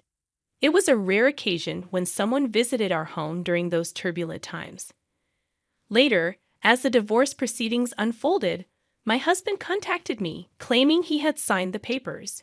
We met at a cafe where he presented me with a bulging envelope from his jacket pocket, cautioning against any future disputes. Inside the envelope lay a substantial sum of money, accompanied by his declaration of intent to marry into a wealthy family. Seeing through his pitiful attempt to buy his way out of our marriage, I couldn't help but retort with biting sarcasm. If you marry into wealth, you won't need to worry about saving anymore. As those words left my lips, I couldn't shake the thought that a woman who would entertain a man like my husband couldn't possibly be as wealthy as he claimed. At best, she might be running a small business. Yet, my husband departed without a hint of love or concern for our daughter. In turn, I saw no reason to disclose to him the identity of the visitor who had graced our doorstep the day I left with our daughter. Leaving my daughter in the care of my aunt, I returned to work. One day, much to my surprise, my aunt remarked, "Since you've been here, the utility bills have decreased." I couldn't help but chuckle at her observation. I have a knack for saving money, I confessed proudly. Eager to repay my aunt's kindness, I got creative. My thrifty nature and keen eye for waste allowed me to identify areas where we could cut costs. When I shared my strategies with her, she was amazed. "I must tell my friends about this. They'll be thrilled," she exclaimed. Grateful for her support, I gathered her friends and shared my money-saving techniques with them. Their enthusiasm surpassed my expectations, and soon they were eager to spread the word to others. What started as a simple gesture of gratitude blossomed into regular lectures on financial efficiency. My aunt, impressed by my unexpected talent, proposed charging for my services.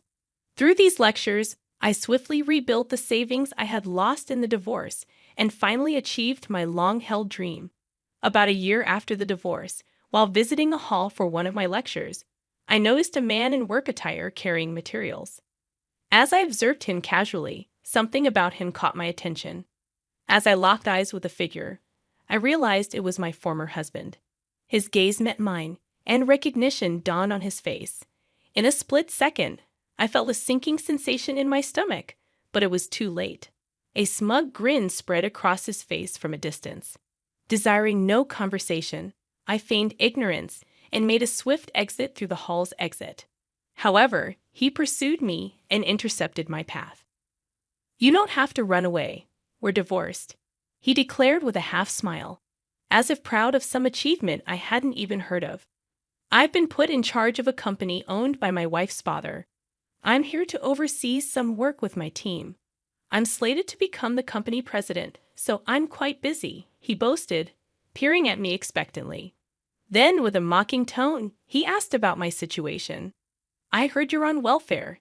Despite your penny pinching, if you can't earn, you're still going to struggle, right?" His sarcastic grin was unmistakable as he awaited my response. I furrowed my brow in disbelief. "Who are you confusing me with?" I retorted sharply. He maintained his half-smile, unfazed, and continued his barrage of accusations. "Didn't you go begging to the landlord of our old apartment for a loan?" His laughter punctuated his words. Then his demeanor shifted briefly to seriousness. "I went to collect some belongings left behind when I moved out. The landlord mentioned something about you struggling and suggested welfare. Was that not you?" His doubtful gaze scrutinized me, but I stood before him impeccably dressed, my appearance hardly resembling that of someone on welfare. I explained I had forgotten until now. "Your mother visited shortly before our divorce, seeking financial help. Out of sympathy, I obliged. She was the visitor who came when I was leaving, not a representative of my financial state." My revelation seemed to genuinely surprise him. You're joking, right? Mom is alive, seriously. If she knew my current situation, she might demand her money back. He revealed the turmoil his mother had faced upon discovering he had squandered her diligently saved savings. As I locked eyes with my former husband in the hall, I realized with a sinking feeling that he had spotted me too. Before I could slip away, his grin widened, and he hurried over to intercept me. No need to run off. We're divorced, he remarked with a half smile, flaunting something I hadn't heard. I've been put in charge of a company owned by my wife's father. I'm going to be the president, so I've got a lot on my plate, he continued, his gaze lingering on me. Then, with a mocking tone, he inquired about my situation. I heard you're on welfare. Despite all your savings, you're still struggling, aren't you? I furrowed my brow in response.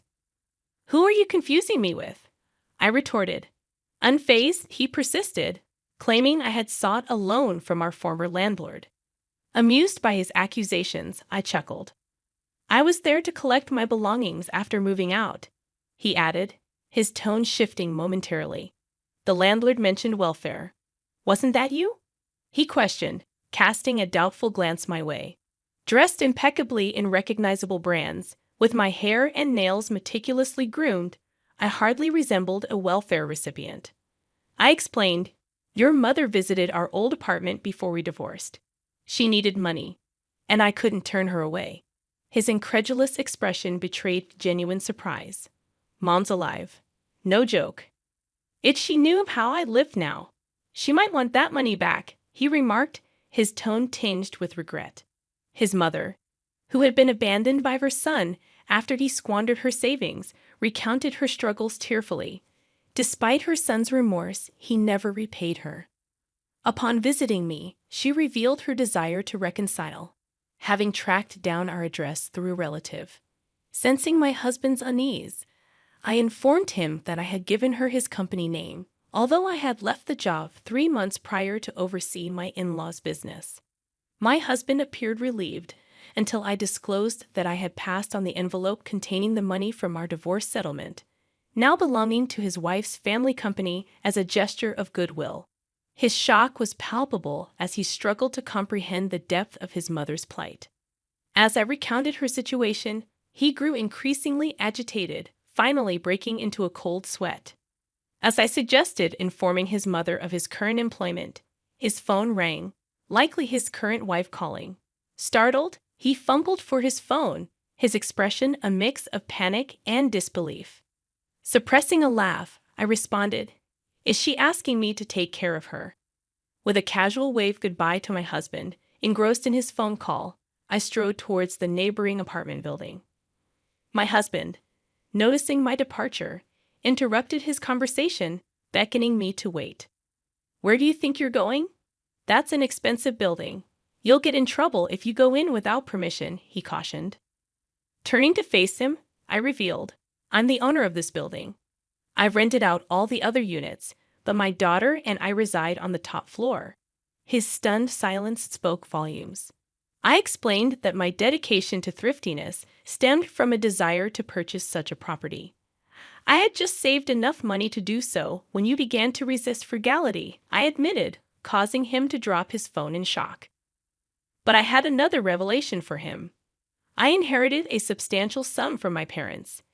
Instead of squandering it, I invested in real estate, turning my savings into assets worth $5 million, I revealed, gazing up at the building proudly. My husband marveled at my success, expressing regret for not providing such a lifestyle for me himself. Well, she can make her unlucky son pay for all the hard work he's done with millions in debt and interest, he remarked bitterly. Amidst my laughter, I offered to teach his mother money-saving techniques and share tips for growing his fledgling company. Ignoring his attempts to engage further, I entered the apartment building, leaving him stunned in the hallway. He hurried after me, but I paid him no mind, knowing he couldn't follow me inside. Once inside my home on the top floor, I promptly contacted a trusted real estate agent, grateful for the opportunities my prudent investments had afforded me. Actually, I have an apartment I'd like to sell next.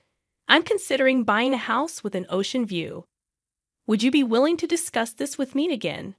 I proposed, eager to move on from the apartment now that my husband was aware of it. Though I doubted he could do anything about it, I wanted to relinquish it just in case. My aunt, having overheard my conversation, brewed a pot of tea and brought it over.